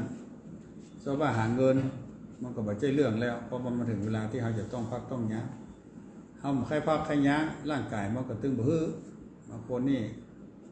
เป็นผู้ป่วยที่อยู่ติดบ้านติดเตียงแล้วก็มีสามารถที่จะช่วยตัวเองที่จะไปทำการทำงานได้อันนี้มันก็ส่วนมากเขาจะเป็นอย่างนั้นแต่หน้าที่ของเขาก็มีอยู่ตราบใดที่เขายังมีลมหายใจยังมีความรู้สึกนึกคิดนะหน้าที่การงานเขาก็มีใช่ว่าเขาได้ทำการทำงานแบบคนบ้านทั่วไปที่เปิ้นไปเสาว่าหากินเขาจะมามีหน้าที่การงานของใจหน้าที่การงานของเขาก็คือการฝึกใจฝึกจิตของเขาในคือดีโดยเฉพาะเขาเป็นเจ้าพุทธเขาก็ตั้งตัวในหลักปฏิบัติที่ดีของเจ้าพุทธตั้งแต่เขาตื่นขึ้นมาหน้าที่ของเจ้าพุทธทำมีการฮื้อทานรักษาศีลเจริญเมตตาภาวนาอันนี้เป็นหน้าที่เป็นการงานที่เขาจะต้องทำเพราะว่าเขาจะอยู่ในสถานะใดจะเป็นคนที่หมดหน้าที่ภาระทั้งโลกแล้วก็ตามแต่ภาระหน้าที่ในการที่จะฝึกตัวเองให้เป็นคนดีของดีคนดีนั่นมันก็ต้องทำอยู่ตลอดทานคือการฮื้อศรัทธาญาติโยมบางท่านบางคนอาจจะเจ้ามาได้ใส่บาตรทำบุญกับพระสงฆ์องค์เนรบางวัดบางที่เพิ่นพระเนรเพิ่นมาหลายผมไม่ได้มีพระเนรไปเดินบิณฑบาตที่หน้าบ้านหน้าจองก็มีบางวัดบางวามีพระเนรไปบิณฑบาตพวกโอยไม่โอยก็มีโอกาสได้ใส่บาตรทำบุญอย่างนี้ทานคือการฮื้อเข้าน้ำปัจจัยฮื้ออย่างอื่นก็มีมาแหมไม่ใช่ว่าฮื้อกับวัตถุเข้าของฮื้อโอกาสตัวเองได้ทำดีจิตของเขาเนี่ยมันวุ่นวายมาตั้งโบสตั้งนานละมันบ่ได้พักผ่อนเขาก็ฮื้อตัวเองได้พักผ่อนฮื้อจิตได้พักผ่อนเมื่อได้ไหว้พระสวดมนต์ได้เจริญเมตตาภาวนาอันนี้เป็นการฮื้ออย่างดียิ่งตัวแต่ตัวเก่าของเขานี่เจ้ามาคนเฒ่านี่มันตื่นเจ้ามันเป็นธรรมชาติของสังขารร่างกายอย่างหนึ่งตื่นเจ้าขึ้นมาไหว้พระสวดมนต์กาเจริญกรรมฐาน พอลมหายใจตัวเก่านับลมหายใจตัวเก่าอันนี้ก็เป็นการฮื้ออย่างยิ่งแล้วเป็นการทำหน้าที่ของเราทำการทำงานของเราการงานอย่างยิ่งคือการฝึกจิตนะเป็นงานที่ประเสริฐเป็นงานที่ค่อนข้างยากนะเอาไปแยกการแยกงานแต่ก่อนเนี่ยเคยถามละอ่อนพระเนรนะเอามาไหว้พระสมบูรณ์เอามาเดินจุกรมนั่งสมาธิมันว่าโอ้ยมันยากแต่ถึงแยกอีนะผมไปแยกการดีกว่าเนี่ยมาการงานทั้งโลกแม้ว่าจะอิจจะเหนื่อยแต่บางทีเขาว่ามันง่ายกันที่มานั่งพอใจพอจิตตัวเก่าอบรมบ่มเพาะอย่างนี้มันยากเพราะนั้นหน้าที่ของเราเนี่ยหน้าที่ทั้งโลกเราที่เกิดยากเขาทำมานะตอนนี้เราก็มาทำหน้าที่ของเราในการฝึกจิตอบรมจิตตัวเก่าการไหว้พระสมบูรณ์เจริญเมตตาภาวนาอันนี้เป็นหน้าที่ของคนเฒ่าคนแก่เนาะที่เขาบอกมีหน้าที่ภาระทั้งโลกนักแล้วเขาก็ไม่หน้าภาระหน้าที่ในการฝึกจิตฝึกใจตัวเก่าคือโอกาสตัวเองนี่คือการที่ต่างอย่างยิ่งศีลอันนี้ก็แน่นอนพยายามตรวจสอบก่อนตื่นเจ้าคนมาว่าวันนี้เขาจะรักษาศีลตั้งแต่เมื่อเจ้านี่ตั้งหกขีนี่เนอะศีลห้าข้อมีอย่างพ้องเขาก็หู้กันอยู่เอาพยายามจะบรรลุละเมิดในศีลของเขาปานาทินากาเมมุสาสุรามันไปหลายข้อแล้วคนสูงอายุเนี่ยที่มันทำบัตรทำอยู่แล้วกาเมนี่แน่นอนแล้วก็คนอายุ60-70มันจะไปมีความสุขเลื่อนเริงอย่างไปคนหนุ่มคนสาวคงแบบมีแล้วอาทินาไปลักทรัพย์ลักข้าวลักของคนอื่นก็คงแบบมีมุสานี่ต้องระวังเรื่องกำอู้บางทีคนเท่าแต่ไปเกิดว่าการมุสานี่จะผิดตรงที่ว่าไปจูไปหลอกเพื่อนอย่างเดียวกำอู้ที่บสุภาพกำที่อู้แล้วมันบ่ม่วนหูทำให้คนอื่นเป็นตู้เพราะกำอู้ของเฮานะก็เว้นค่ะนะอันนี้ศีลกายว่าจ่ายของเฮาพยายามรักษาคนเท่าปักหวานลูกหลานฮักคนเท่าปักนักลูกหลานจังจะไปจมจะไปแซมจะไปเอาแก่ใจตัวเองอันนี้เขาพยายามรักษาศีลเฮาว่าวันนี้เขาพยายามรักษาศีล5พอดีอดเอาโคตรสังที่บ่ม่วนสังที่ก็อดเอาดักเอาที่มันก็ผ่านไปอย่างนี้อันนี้ศีลเฮาก็จะดีในวันนั้นหน้าที่การงานคือการรักษาศีลของเฮาก็ผ่านไปวันนึงก่อนเขาจะรับนอนไม่แล้วมาตรวจข้อศีลของเขาวันนี้เขาตั้งแต่ตื่นเช้าขึ้นมาถึงเวลาเขาจะรับจะนอนอยู่แล้วเขาได้รักษาศีล5 ข้อนี้อะไรบริบูรณ์ดีเพื่อนั้นเป็นสรณะเป็นที่เพิ่มอันนี้มันเป็นบุญอย่างยิ่งเนาะเพื่อว่าการฮืดตานรักษาศีลเจริญเมตตาภาวนานั่นบุญมันยังเท่ากันฮืดตานนั้นยังน้อยกว่าการรักษาศีลนะก็ไปก็การฝึกใจของเขานี่คือการหน้าที่อย่างยิ่งก็คือการภาวนาเนี่ยไม่ใช่ว่าศรัทธาญาติโยมจะต้องมานั่งรับถาภาวนาอย่างเดียวนะเขาอยู่ในคณะใดเขาอยู่ที่ไหนก็จะมั่นระลึกมั่นตั้งสติมั่นหูคิงจะไปลืมตัวจะไปลืมคิงนะจึงเกรงใจว่าความโกรธเกิดขึ้นมากับปล่อยให้มันโกรธครอบงำใจเขาถ้าเขาเป็นคนที่มั่นจะฝึกจิตอบรมจิตในการภาวนาเขาก็จะมั่นระลึกมันนี่ความโกรธมันเกิดขึ้นแล้วนะมันเป็นทุกข์นะเขาจะต้องระงับมันจะต้องพอมันนะแต่ที่เขาจะไปเติมเชื้อมันเขาจะไปแส่ใส่หาไปซ้ออันนั้นมาเติมมันนี่มาด่ามาว่าตัวเก่ามันมาได้เขาก็พยายามตึกตองอารมณ์พยายามใช้สติดูอารมณ์ของเขาแต่ละวันไปเนี่ยนะทุกที่ทุกแห่งอยู่ไปได้มันมีไผ่มาโอ้โตยโอ้จ่าก็มันถ้าว่าไปนั่งง่อมนั่งพอลมหายใจนับลมหายใจตัวเก่าอย่างหนึ่งการภาวนาถึงแม้มันจะได้ผลไม่ได้ผลเนี่ยอาการแห่งการภาวนาอันนั้นเนี่ยมันเป็นการบูชาอย่างยิ่งซึ่งองค์พระสัมมาสัมพุทธเจ้าว่าการที่บูชาพระองค์ท่านนั้นพระองค์ท่านว่าถึงแม้จะบูชาด้วยอมิตรเป็นดอกไม้ของหอมข้าวน้ำปัจจัยมากมายเป็นดาวกระจ่างอันนี้สงมันก็ยังมาเต้าการที่เราจะปฏิบัติบูชาคือพอลมหายใจเข้าออกใช้สติและลึกรู้อารมณ์ของในแต่ละวันนั้นเขาคืนอย่างนี้ว่านะขันหน้าเขาพอลมหายใจเตื้อหนึ่งเนี่ยอันนี้เป็นอาการบูชาอย่างยิ่งกับพระพุทธเจ้าหายใจเข้าครั้งหนึ่งเขาก็ได้บูชาครั้งหนึ่งหายใจออกหูครั้งหนึ่งก็เป็นบูชาครั้งหนึ่งคืนเอาอย่างนี้มันจะว่าใจบันนิ่มใจบันตั้งเนี่ยบันได้ไม่ใช่ในขณะที่เขาตั้งอยู่แค่กับเดียวนะอันนั้นก็เป็นบุญภาวนาอันนี้สมมากมายแล้วสัทธานี่หน้าที่ของคนเฒ่าคนแก่ที่อาตมาว่าบางทีความหลงความลืม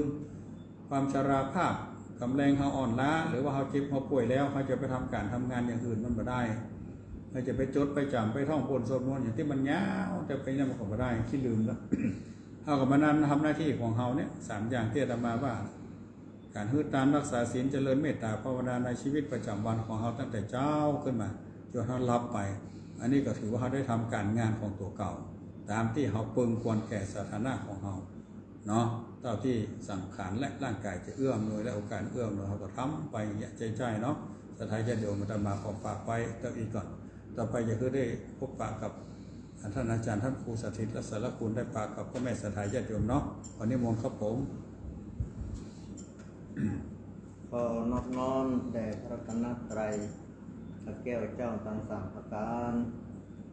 หมายมีพระพุทธเจ้าพระธรรมเจ้าพระสังฆเจ้าไว้เหนือประนมจอมเก้าขอกราบ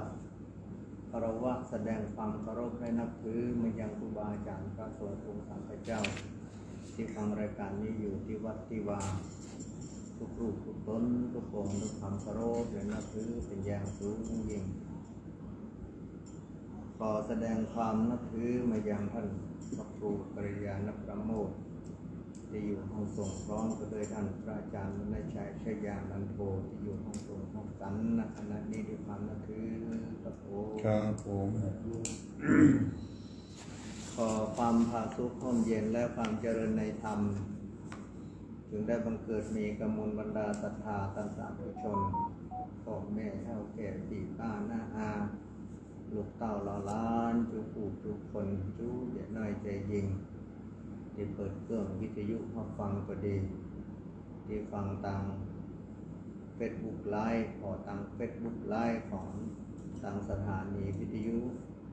วัดป่าตังเจริญแห่งนี้ก็ดีของท่านพระอาจารย์มณชัยก็ดีตลอดจนถึงศรัทธาญาติโยมที่เป็น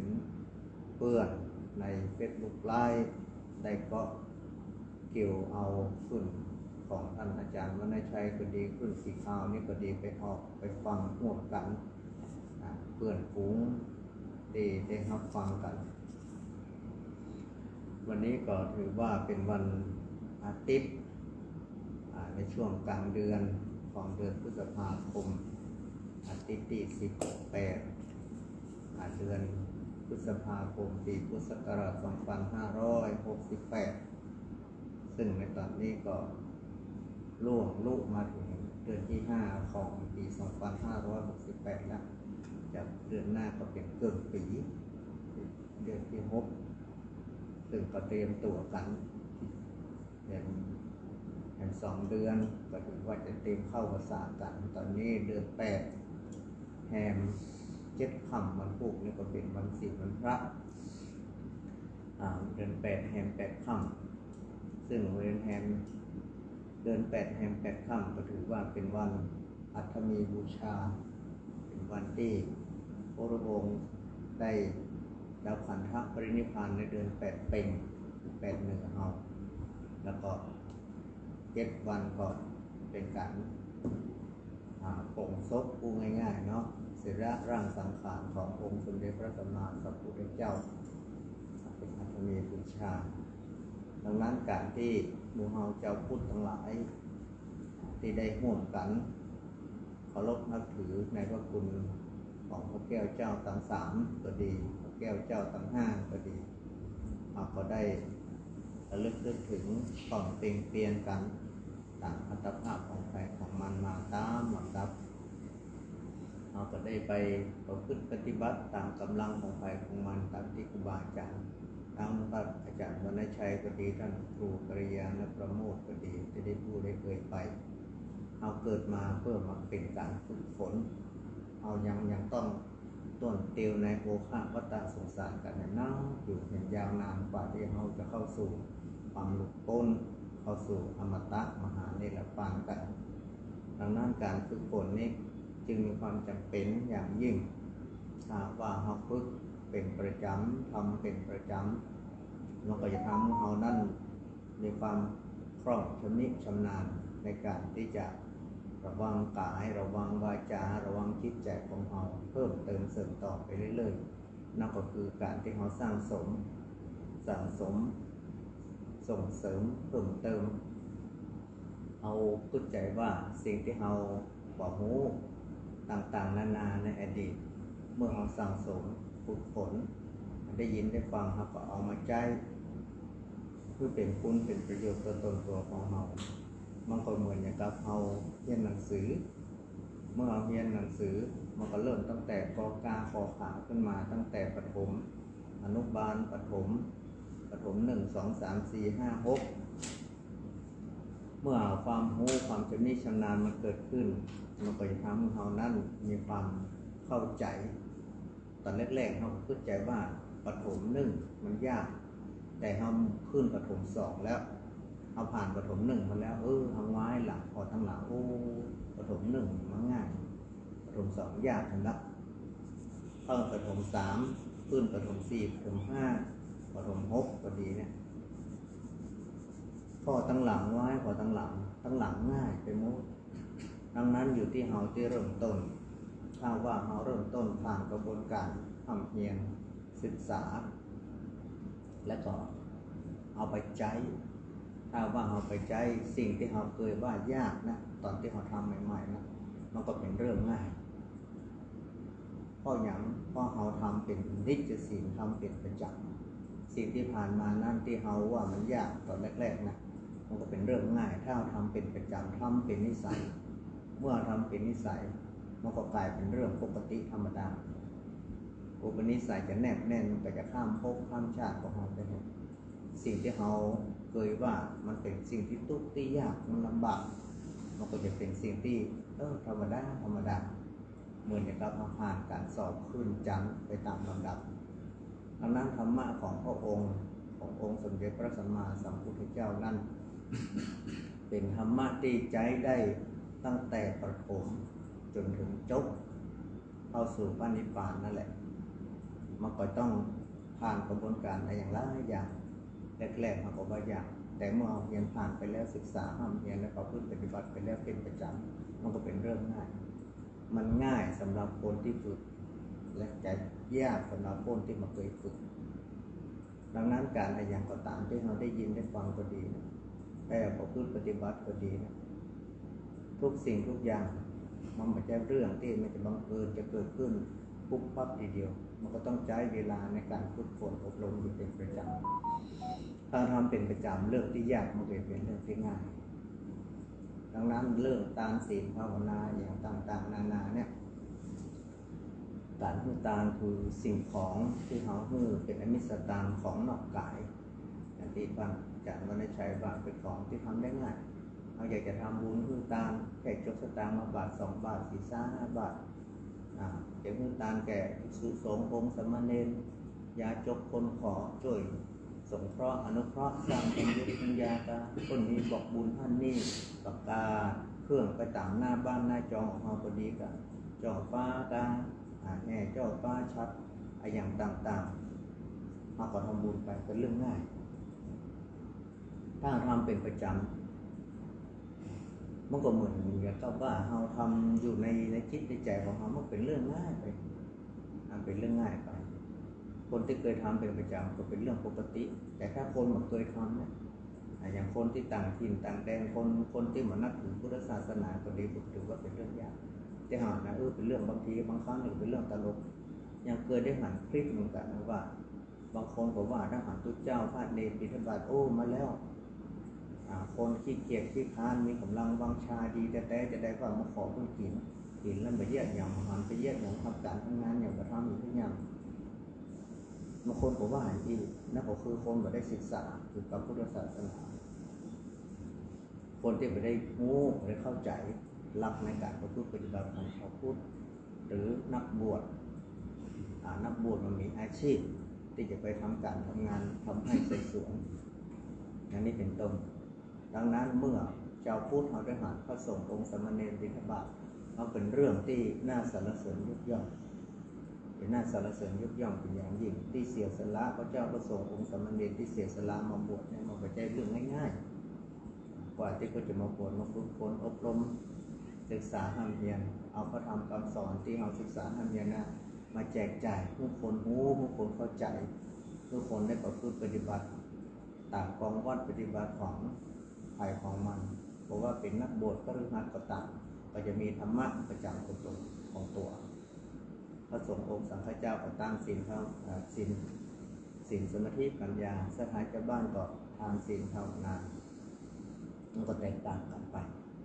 แต่ในทั้งนี้ทั้งนั้นก็อยู่ที่ว่าเราทุกคนทุกท่านนั้นจะดูแลปกกอยในการประพฤติปฏิบัติตามข้อวัดปฏิบัติของฝ่ายของมันได้ดีของใดศีลคือการรักษากายวาจาดีมาหันน้อยที่ได้พระครูปริยาอุมตะกี้ก็หมายความว่าเรารักษาดูแลกายวาจาของเราสงบเรียบร้อยดีงาม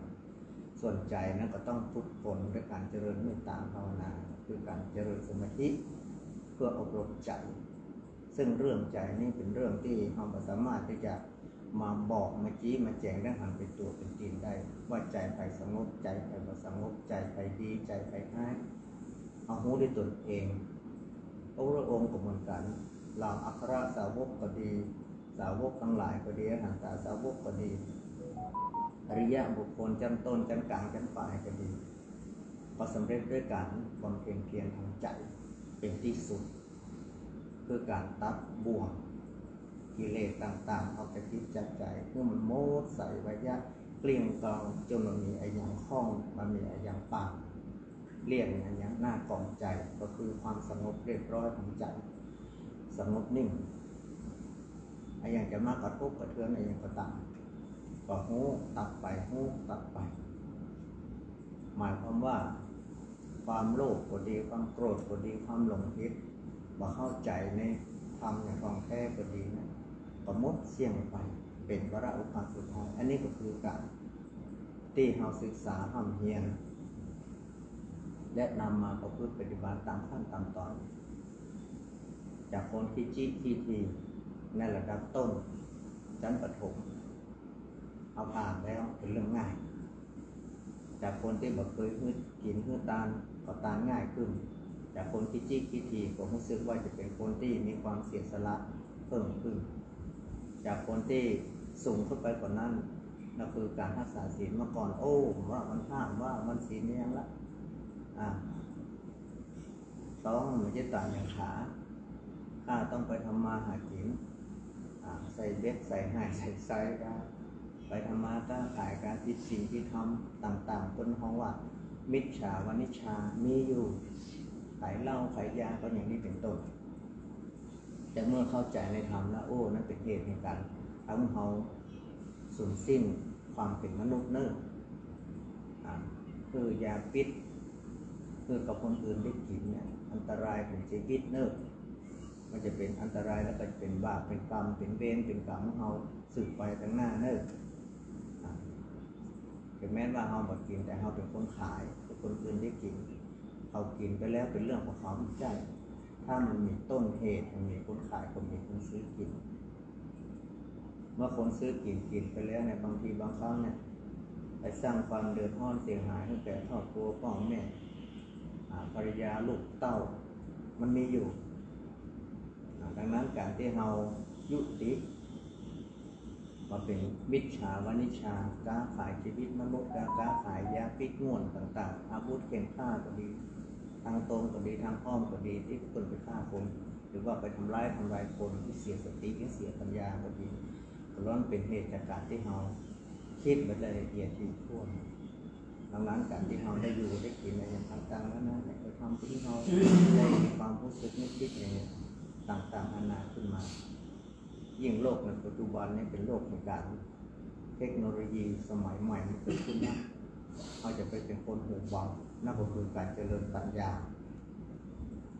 อย่างปัจจุบันเนี่ยได้ผ่านใน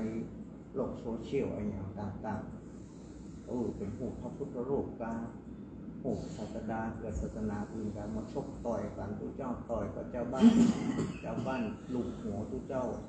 ตีมวยกันอย่างนี้เป็นต้น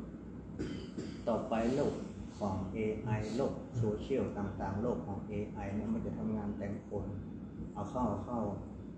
AI นั้นมันไม่ได้มีจิตวิญญาณมันมีจิตวิญญาณความเป็นมนุษย์หมอหูผิดชอบชั่วดีอย่างแม้แต่มนุษย์ก็จะกลายเป็นคนสร้างสิ่งที่จะทำเพื่อมาปลอมแปลงหรือว่าจะมามีอำนาจยึดเหนี่ยวจิตในใจของมนุษย์ไปนะครับดังนั้นถ้าว่าคนแบบเยอะคนแบบทำมาหวังความโลภ จะได้เงินได้ทองได้อย่างต่างๆถ้าหากว่าเอาใจมันเป็นคุณมันก็จะเป็นคุณเอาใจไปต่างที่มันเป็นโทษมันก็จะเป็นโทษเรื่องบางเรื่องเป็นเรื่องที่จริยธรรมเขาบอกควรที่จะไปเยี่ยมไปทำในอันอย่างนี้อย่างนี้อย่างนั้นเรียกก่อให้เกิดความหม่นหมองต่อพระศาสนาเราก็บอกควรเยี่ยมควรทำเอาแต่ความสนุกเพลิดเพลินหรือว่าเอาเก่งเอากล้าสามารถมีความรู้ความสามารถจะทำมันอย่างออกมาก็ได้มาคิดคำนวณเรื่องศีลเรื่องธรรมอะไรต่างๆนี่ก็อันตรายได้เหมือนกันดังนั้นมีสองแง่สองมุมเนาะตอนนี้ท่านครูว่าจะได้นะ คือที่เปิดสายแล้ว อาจจะพูดใส่แล้วบอกวันนี้เราได้พูดกันหลากหลายบางคนน้อยครับบ้านนี่หมดเลย มันรับแล้ว เป็น เพ ยัง ราะ ไง ว่าวันนี้เป็นที่กลางเดือนติดที่แล้วเราก็ไปได้อู้กันเนาะ มาได้อู้แล้วรับสายเลย นิมนต์ครูบามาช่วยพับสาย สายเนาะ สิ่งต่างๆนานาทุกเรื่องทุกราวเนาะมันปั่นกันคนน้อยมันก็มีรสชาติเปลี่ยนแปลงกันไปพ่อเหมือนเก่าพ่อต่างกันพ่อสนทนาพ่ออู้ธรรมะพ่อบางคนก็มอกในการอู้กันจ๋าบางคนก็สนทนากันมันก็เอาน้ำพริกมาพ่องกาจอผักกาดมาพ่องกาเนาะก็จะให้มันได้กินล้ำเนาะในโมตอนนี้เขาจะพูดสายแล้วบอกเนาะ พูดหน่อย เลย เราพูดใส่เลย พูดสายเลยเนาะวันนี้เขามาได้สนทนากันละ พูดใส่สิครับ พูด มา 052010084ไปเอ่ย เจริญพร การศึกษาเจ้าท่านอาจารย์ท่านผู้ปก ที่ไหนทางใดฮัลโหล ลีกะ เจ้าเจ้า ท่านตับเต่า ทำแบบเต่าแม่อย่าง เจ้า แม่บัวผ่าน แม่บัวผ่านกัน เจ้าแม่เลยเจ้า แม่บัวผ่านอยู่ดีมีสุขนะแม่เนอะ เจ้าฟังแต่เจ้ามาแล้วนึก ดีละอยู่ดีมีสุขเนาะได้ใส่แรกนะแม่เนอะ เจ้า อันนี้ฟังต่างกันวัดพระบาทอุดมกัน ใช้ประกันเนาะ 05201004084เจริญพรเรียนเจอเรื่องสตาโทรเข้ามาได้ ให้ตัวผ่านทำกับเต่า เจริญพร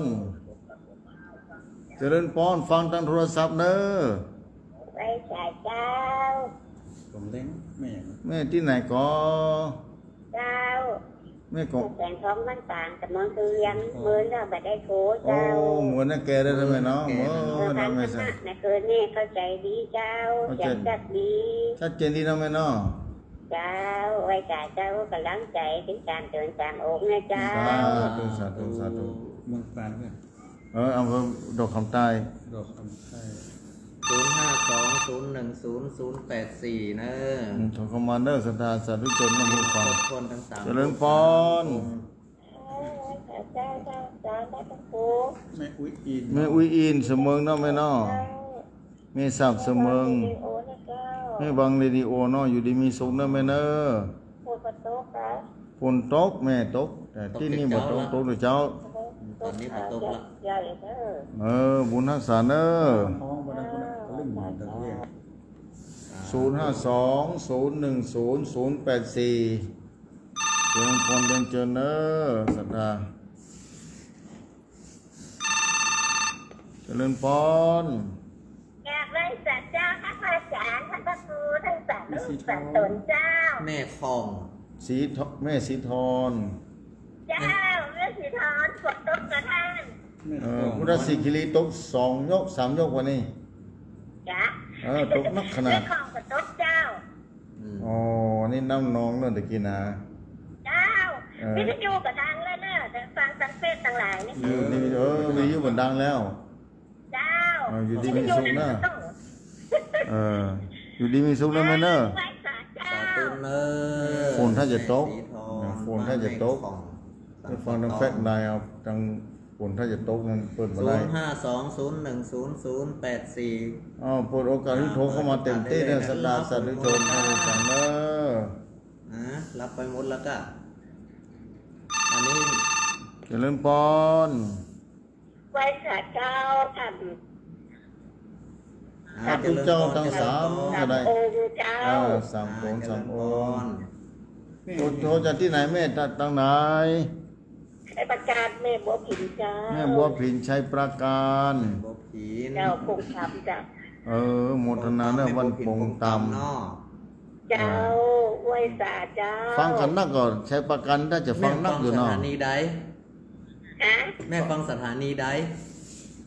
ของดารุณีอ่ะเจ้า ชัยประการแม่น่ะ ชัย ถูก ป แล้ว ระการ นี่หนองบัวชัยประการอยู่ดีมีสุขนะแม่เนอะ เจ้าขอบคุณเจ้า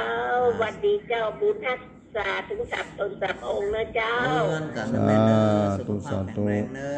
แม่บัว 052-010-084เจริญปอนเข้ามาเนอะสตาสาธุชนที่กำลังง้างมือออกมาจะกดนะ เข้ามาได้เลย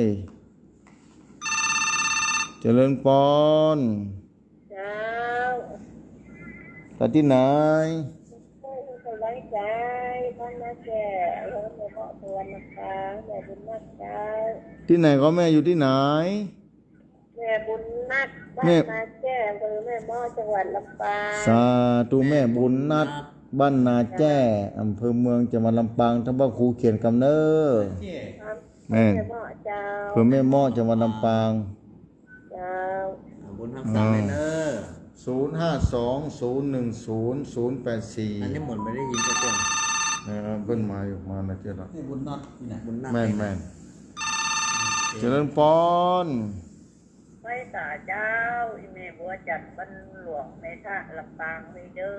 แม่บัวจังแม่ทะลำปางแม่เคยโทรไหลเตื้อล่ะ แม่เคยโทรได้เตี้ยแล้วมันโทรบัดติดเจ้า วันนี้โทรติดเลยแม่ได้ เจ้า จบดีละแม่ อยู่ดีมีสุขนะแม่เนอะ เจ้าอีแม่เป็นกำลังใจตลอดไปเด้อ สาธุเนอะ เจ้าไว้ตาเจ้า บุญทักษะแม่เนอ 052-010-084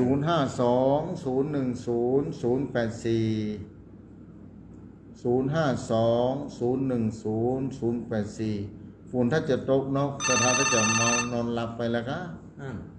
มันอากาศมันเย็นเนาะ เจริญปอน ไว้ตาสตาจารย์สามตุ่มจานโอ้แม่ข้าวสันฟางดำบนสีซอยอำเภอแม่ใจจังหวัด เพื่อแม่ใจบ้านสันขวางเนอะแม่อย่างก็แม่ความ แม่คำนี่เจ้า แม่คำเนอะท่านพระครูเขียนไว้ เจ้าแม่คำบ้านสันขวางตำบลสีซอยอำเภอแม่ใจจังหวัดพะเยาบ้านสันขวางฟังกันนาดเด้อ ฟังกันนั่งเนาะขอบคุณโมทนาและแม่เนอะที่รายงานโปรดกันรับฟังเนาะ เจ้า สาธุเนอะ เจ้าข้าไว้ตาสามตุ่มสามองค์นะเจ้า สาธุ052-010-084ว่ะเจริญปอน เจ้ากราบไหว้สารนมัสการเจ้าทั้ง3 รูป 3 องค์เจ้า สาธุแม่โทร ที่ไหน จาก จะ ไห ไห น น แม่อินทนินจิตนี้อยู่แม่ถึงน้อยเด้อเนอะ แม่อินทนิน แม่อินทนินแม่ศูนย์น้อยกะ เจ้า แม่สุนน้อยฝางเนาะ วัดพระบาทอุดมนะ ฟังจากพระบาทอุดม เนี่ยเพิ่นจะปิดเลย อันนี้ฟังของขึ้นนั้นอันยังอ่ะอัน ดารุณีกะ 91.75ใช้ประการ ตำบลหนองบัวใช้ประการ แม่ เพิ่นถึง ไปถึงกันเนาะ ไปกับโมท ถ้า นา วัดพระบาทอุดมเนี่ย3 ทุ่มเพิ่นจะปิดละมาหลายเดือนละ ตื้อสาม อัน ทุ่ม นี้ เนาะ ฟังที่อันขึ้นอันวัดอันเนี้ย ขอบคุณดารุณี บ้านต้าบ้านต้า หนองบัว ใช้ประการ แม่น มันตา ตำบลหนองบัว อันได้ฟังทางเนี่ยอันโอ้ม่วนแต่ม่วนว่าเขาก็เข้าใจอยู่เนาะธรรมะเนี่ยกำลังใจทุกท่านทุกส่วนทุกองค์เนื้อพระเจ้าค่ะมานั่งนับพอปฏิทินที่พระครูอันฤทธิ์แต่คุณอยู่อันใดน่ะพระครูกัลยาณปราโมทย์นั่งพอปฏิทินเดียนเพื่อนเอามาฮื้อเพื่อนเอามาฮื้อกับปุจจาไป50 บาทเพื่อนเอามาฮื้อก่อนยังคุ้นดีเดียวเพื่อนยังเอามาฮื้อเขานะเพราะว่าแม่ไปไหนก็ได้ไม่ได้ละคู่ข้าหน้าหมู แต่เจ้าใส่บาตรก็พกไปก้นเห็นหน้าบ้านอยู่ขนาด อ๋อ เ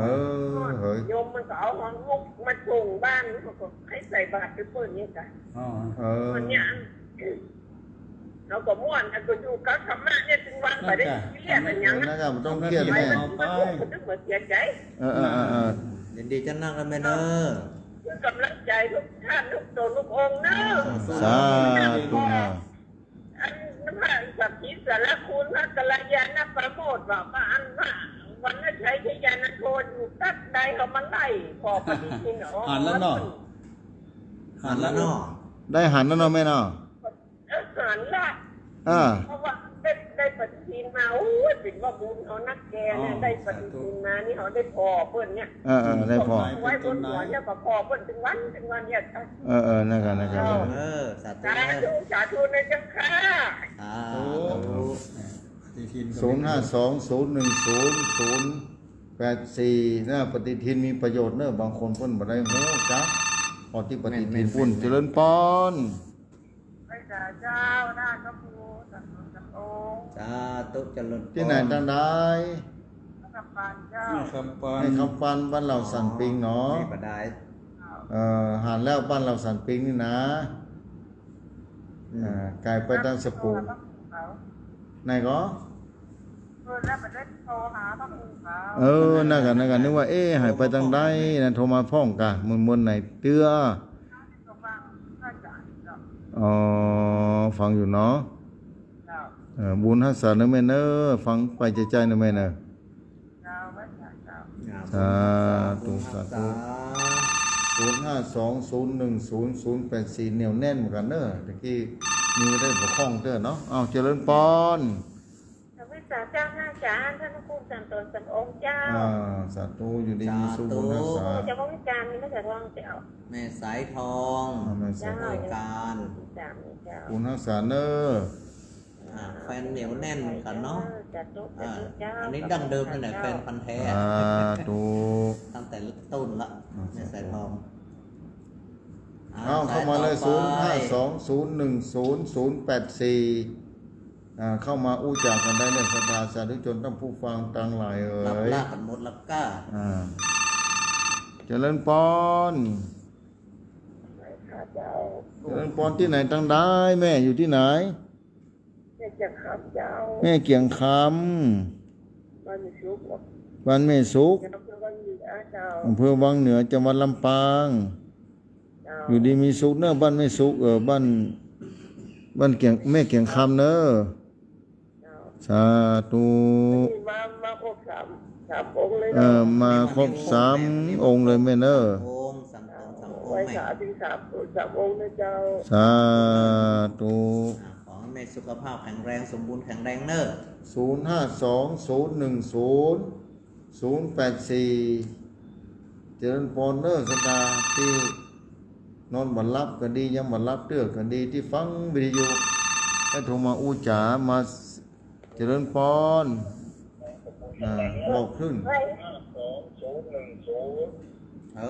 เจริญพรโหล เนอะฟังตั้งโทรศัพท์ไปแม่ ฟังที่โทรศัพท์เพนเมเนอร์ฟังโทรศัพท์เพนเมเนอร์ฮัลโหลเอาแล้วมันเข้าใจ052010084สถานถ้าโทรติดแล้วฟังตามโทรศัพท์เนอสถานเนอบัจจัยวิทยุเนอ เนี่ยมันจะจ้าไปหน่อย เจริญพร จะอู้บุเรื่อง เจริญพร ทดแต่ตัวกำลังหัดติด กำลังหันติดแม่อยู่ที่ไหนชื่อจะนายแม่เหย แม่ที่จันมาเขียวเจ้าอยู่บ้านอำเภอพานเจ้า แม่สิจันมาเขียวอำเภอพานบ้านอะไรอย่างแม่ บ้านห้วยเจ้าขาวเจ้า บ้านห้วยไซขาวอำเภอพานห้วยไซขาวนั้นติดกับเพชรติดอำเภอแม่ลาวเพชรหน่อย เจ้าโอ้โทแต่ตัว แต่แม่โทรติดครั้งแรกเลยกะ ติดละ สองข้างเลยเจ้า 2 ครั้งเลย ท่านนี่คือข้างที่สอง ห้วยไซขาวนี่ฟังนักกว่าแม่ เจ้าฟังกันหนักจะไปโทกันมันติดกันเจ้า เอาอยู่ดีมีสุขนะแม่เนอ บุญรักษาบุญรักษา สาธุนี่อำเภอพานฟังนักเหมือนเนอเข้ามาเนอ052010084สถานีโทรเข้ามาอุจา เจริญพร เจ้าภาษาขัดคุณเจ้าตั้งเด้อ ที่ไหนทางได้แม่เฮ้ย อยู่แพร่อยู่ในตำบลหงหินนักร้องตำบลหงหินนะเจ้า ตำบลหงหิน แม่ชื่ออย่างก่อนแม่ แม่บัวน้ำเจ้าแม่บัวน้ำชักล้อเจ้า แม่บัวน้ำชักล้อเด้อ เจ้าฟังอยู่เจ้า โอ้ตำบลหงหินแต่ก่อนตมาเคยไปส่งเตื้อนะที่บนดอยนะนะ เจ้า คืออย่างรู้ อำเภอจุน เดี๋ยวมึงสวงแล้วพวกมันจะทำพิธี อ๋อที่ดอยหงหินนะนะ เจ้าเนี่ยเจ้า โมทนานะแม่เนอที่รายงานเนาะ เจ้าเจ้าเจ้า อันนี้ติดครั้งแรกกัน อา เนาะ ทิตย์ครั้งแรกโอ้พวกอำเภอจุนพวกน่ะตำบลหงหินดอยหงหินเพิ่นมีม้ามีนี่เราขี่ม้าตัวกันเราหงหินนะเจริญพรม้าบิน เจ้าท่านพระครูจนตามองค์เจ้าแม่เพนคนช่วยชีวิตมาจัดจางของร้องเด้อ โอ้แม่เพนสู้ชีวิตบ้านหนองรองเนอะอยู่ดีมีสุขนะ ที่ แม่เน นี่ อะ เนี่ยได้คือกระจายท่านอาจารย์ท่านพระครูถึงจนตามองค์เด้อ อยู่ดีมีสุขนะ เจ้าพระเจ้า สาธุ นึกว่าหายไปแล้ว แม่เพนสู้ชีวิตเป็นโอ้อยู่ดีมีสุขบุญรักษา052-010-084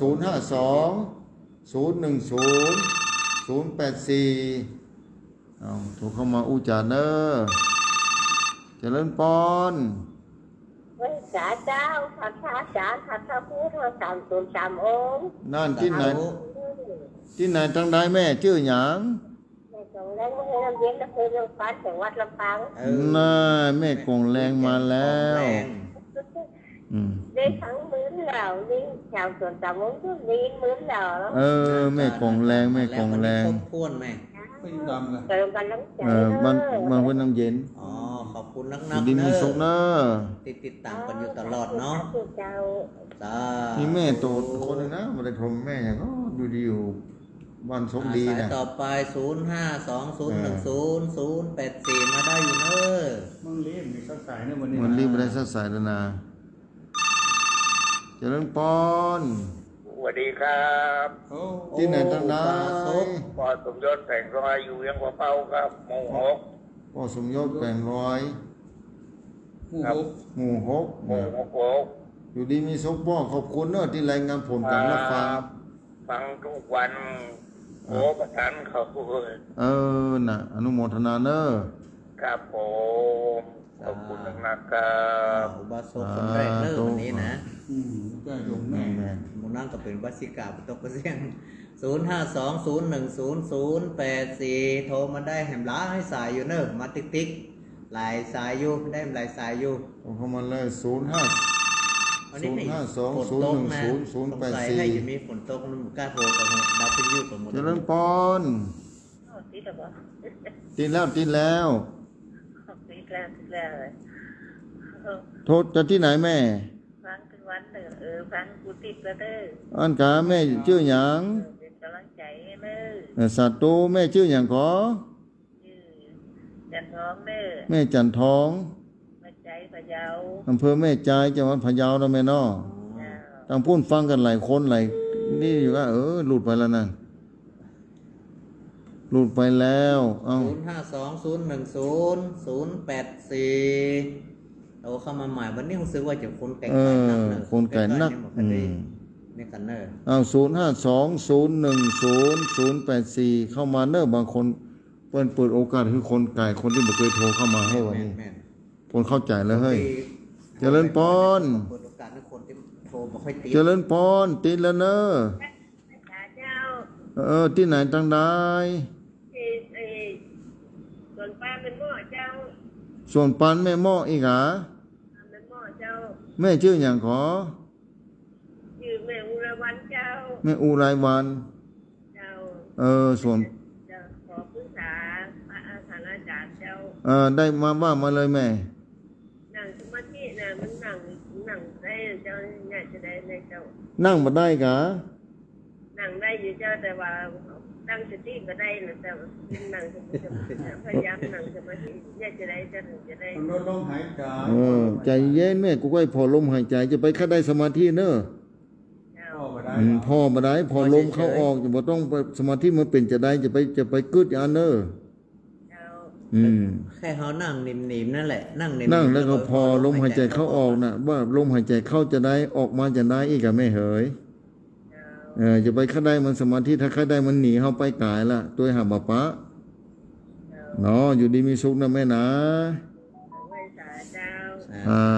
ตัวสมาธิก็ถือว่าเป็นการปฏิบัติอนุโมทนาแล้วแม่เหยนั่งสมาธินี่สุดยอดนะเด้อ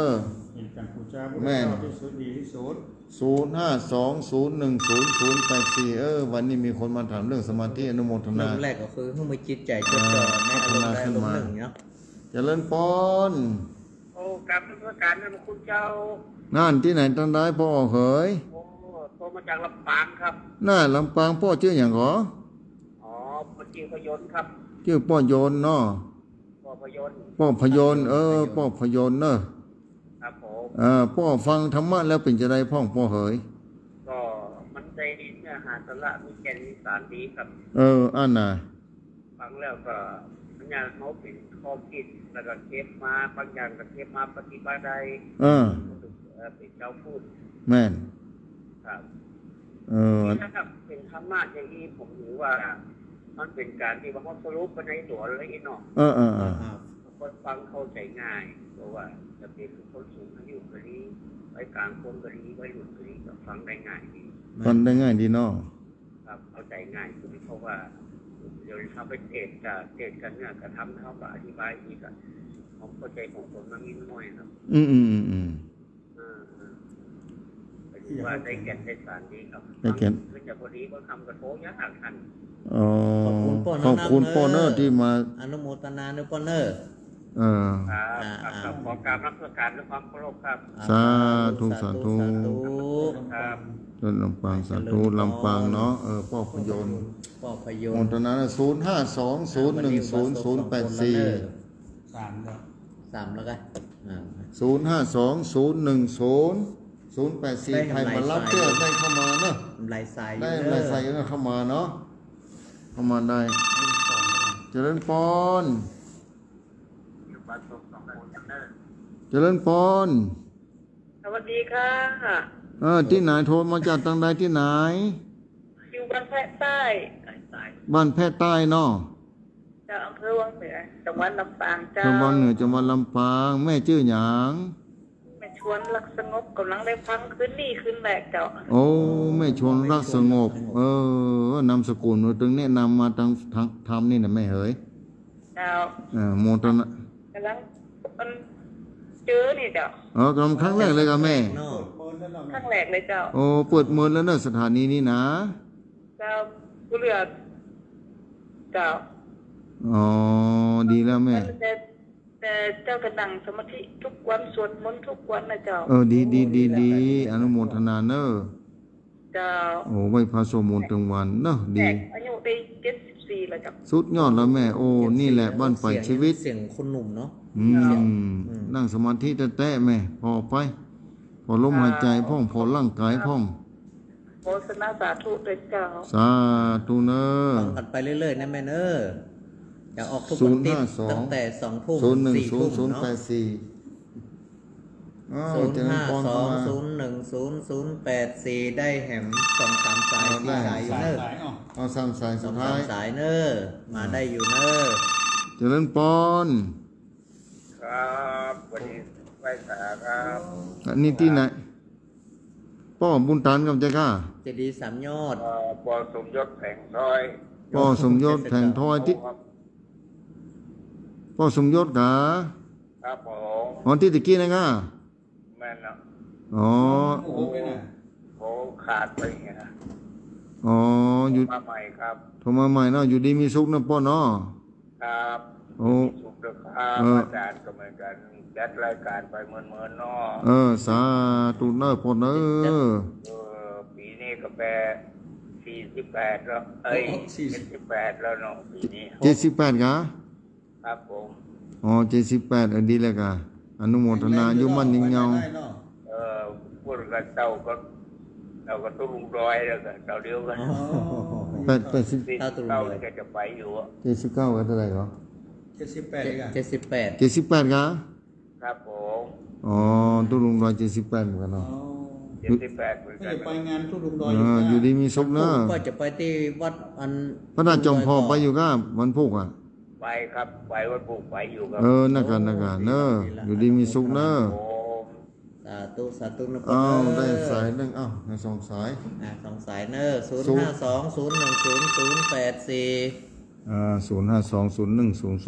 052010084เข้ามาเนอะศรัทธาเจริญปอน ภาษาก่อนเติมกับองค์แม่กำลังหาเปิดฟ้าคือตรงนั้นหลบสองนี่ว่าอันออกก็ต้องวันติดก็เจ้า แม่นออกเฉพาะวันติดแม่ มันติดตั้งแต่2 ทุ่มไปจน 2 ทุ่มไป2 ทุ่มถึง4 ทุ่มเนอะ 2 ทุ่มถึง4 ทุ่ม แม่อยู่ที่ไหนก็ อันนี้อันหนึ่งก็แม่บุญนาคนาแก่อำเภอแม่ม่อจังหวัดลำปางจ้ะ อ๋อแม่กล้าได้ฟังวันนี้กะ กำลังได้ฟังวันนี้ แม่ นะ อุไรวันนี่ก่อ แม่บัวนาม ฟ้าใจเจ้า อ๋อแม่ฟังใหม่ดีแล้วแม่ อาจารย์หนึ่งก็แม่จะไปอันจะสั่นทำวันนี้ทุกวันที่จ้ะ อ๋อสถานธรรม แม่ไปเนี่ยใดสถานธรรมเป็นจะได้แม่ จะอันฟังอย่างพระอาจารย์รู้อย่างนี้ค่ะเข้าใจดี เข้าใจดีเนาะ แล้วก็แม่กินเจมานี่ได้11 ปีแล้วเจ้า อ๋อ สถานธรรมไปปฏิบัติธรรมมากินเจกันก้า เจ้ากินเจกันเจ้า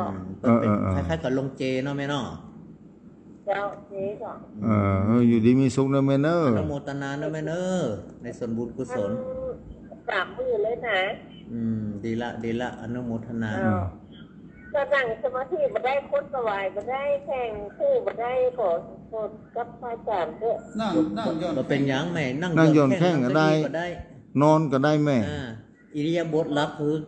ยืนเดินนั่งนอนได้ทั้งนั้น นอนได้กับแม่ เอาพอกระล้มหายใจเข้าออกเบื้องต้นเนาะ แต่ไม่ว่าเวลาเขาสวดมนต์อย่างแล้วทุกวันก็สวดมนต์ทุกวันนะแล้วก็ว่ามันพอนั่งสมาธิจะพระอาจารย์ว่าน่ะบ่ได้วันนั้นแหละ นอนเลยแม่นอนเนี่ยถ้านั่งสมัยพอลมหายใจรับไปเลยก็ได้แม่ อ๋อเจ้าพระเจ้าเด้อ สาธุ ไปจำตัวจำองค์ฟังองค์กำลังฟังในวันสา ว่าวันที่จะฟังทุกวันที่เนาะ เนอะ แล้วพระเจ้านั้นฟังว่าอาจารย์จะหลง อ๋อ สาธุสาธุ นี่วันอาทิตย์เนอะแม่อยู่ดีมีสุขเนอะ เจ้าไว้แต่เจ้า เอาละ เอาละ ต่อไป เนาะ ไป ไปจะได้ทวนสายเนอะตังหมดนี่มีอยู่3 สายสายที่1แม่บัวผินบ้านทำตับเตาอำเภอชัยปราการจังหวัดเชียงใหม่สายที่2แม่แสงทองบ้านป่างคือเวียงตะคำใต้สายที่3แม่อุ้ยอินแม่สาบเสมิงเชียงใหม่สายที่4แม่สีทรบ้านแม่ข่องสันปะตองเชียงใหม่สายที่5แม่บัวผินบ้านปงตำชัยปราการเชียงใหม่สายที่6แม่บุญพัดแม่บุญนับนาเจนาเจ้เนาะแม่เหมาะลำปางสายที่7แม่บัวจันทร์บ้านหลวงแม่ทะลำปางสายที่8แม่คำสันขวางสีถ้อยแม่ใจพะเยาสายที่9แม่อินทนินแม่ศูนย์น้อยอำเภอฝางสายที่10แม่คำปันเหล่าสันปิงอำเภอประสางจังหวัดลำพูนสายที่11แม่สายทองบ้านห้วยการบ้านห้องลำพูนสายที่12แม่เกียงคำบ้านแม่สุกอำเภอวังเหนือจังหวัดลำปางสายที่13แม่สีจันทร์มาเขียวบ้านห้วยสายขาวอำเภอพานจังหวัดเชียงรายสายที่14แม่บัวนำสักรอตำบลโป่งหินอำเภอจูนพะเยาสายที่15แม่เพนสู้ชีวิตบ้านตาจ้างหนองล่องลำพูนสายที่16แม่กองแรงห้วยน้ำเย็นอำเภอเมืองปานจังหวัดลำปางสายที่17พ่อสมยศอยู่หมู่6เวียงป่าเป้าเชียงรายสายที่18แม่จันทองอยู่อำเภอแม่ใจจังหวัดพะเยาสายที่19แม่อุไรวันจากอำเภอแม่เมาะจังหวัดลำปางสายที่20พ่อพยนต์อันนี้จากลำปางสายที่21แม่ชวนรักสงบอันนี้บ้านแพะใต้อำเภอวังเหนือจังหวัดลำปางสายที่22พ่อสมยศอันนี้โทรมาใส่มาซ้ำตะกี้เนาะพ่อสมยศอยู่หมู่6เวียงป่าเป้าสายที่23สุดท้ายแม่บัวนำอันนี้โทรจากแม่เมาะจังหวัดลำปางหมดกัน23สายข้ามคืนนี้นะครับผมอาจารย์ได้สถายญาติโยมเนอะ ญาโยมศรัทธาสาธุชนท่านผู้ฟังที่ติดตามฟังรายการธรรมะจากยอดดอยค่ำคืนวันนี้รายการอุจาภาษาธรรมจะได้นำรายการทั้งสองนี้จากท่านผู้ฟังไปก่อนเข้ากับผมธรรมภาพ3 ตนโดยมีท่านพระครูสถิตสารคุณวัดหนองขาเขาตำบลน้ำดิบอำเภอป่าซางจังหวัดลำพูนและท่านพระครูกัลยาณประโมทวัดม่อนห้วยแก้วตำบลดอยหล่ออำเภอดอยหล่อจังหวัดเชียงใหม่เข้ากับผมธรรมภาพพระวรรณชัยชยานันโทวัดพุทธศิคีรีตำบลบ้านแป้งอำเภอจำตองจังหวัดเชียงใหม่ขอนำรายการนี้จากท่านผู้ฟังไปก่อนอาทิตย์หน้ามาพบปะกันวันเวลาเดียวกันนี้ในค่ำคืนวันนี้ขออำนวยอวยพรให้ญาติโยมศรัทธาสาธุชนท่านผู้ฟังมีความสุขมีความสวัสดีมีสุขภาพพรรณนามัยแข็งแรงปรารถนาสิ่งหนึ่งประการใดประกอบไปด้วยสิ่งทำแล้วไซคือสมดำคำมุ่งมาปรารถนาจุเยี่ยงจุประการอายุวันโนสุขังพระลา สาธุ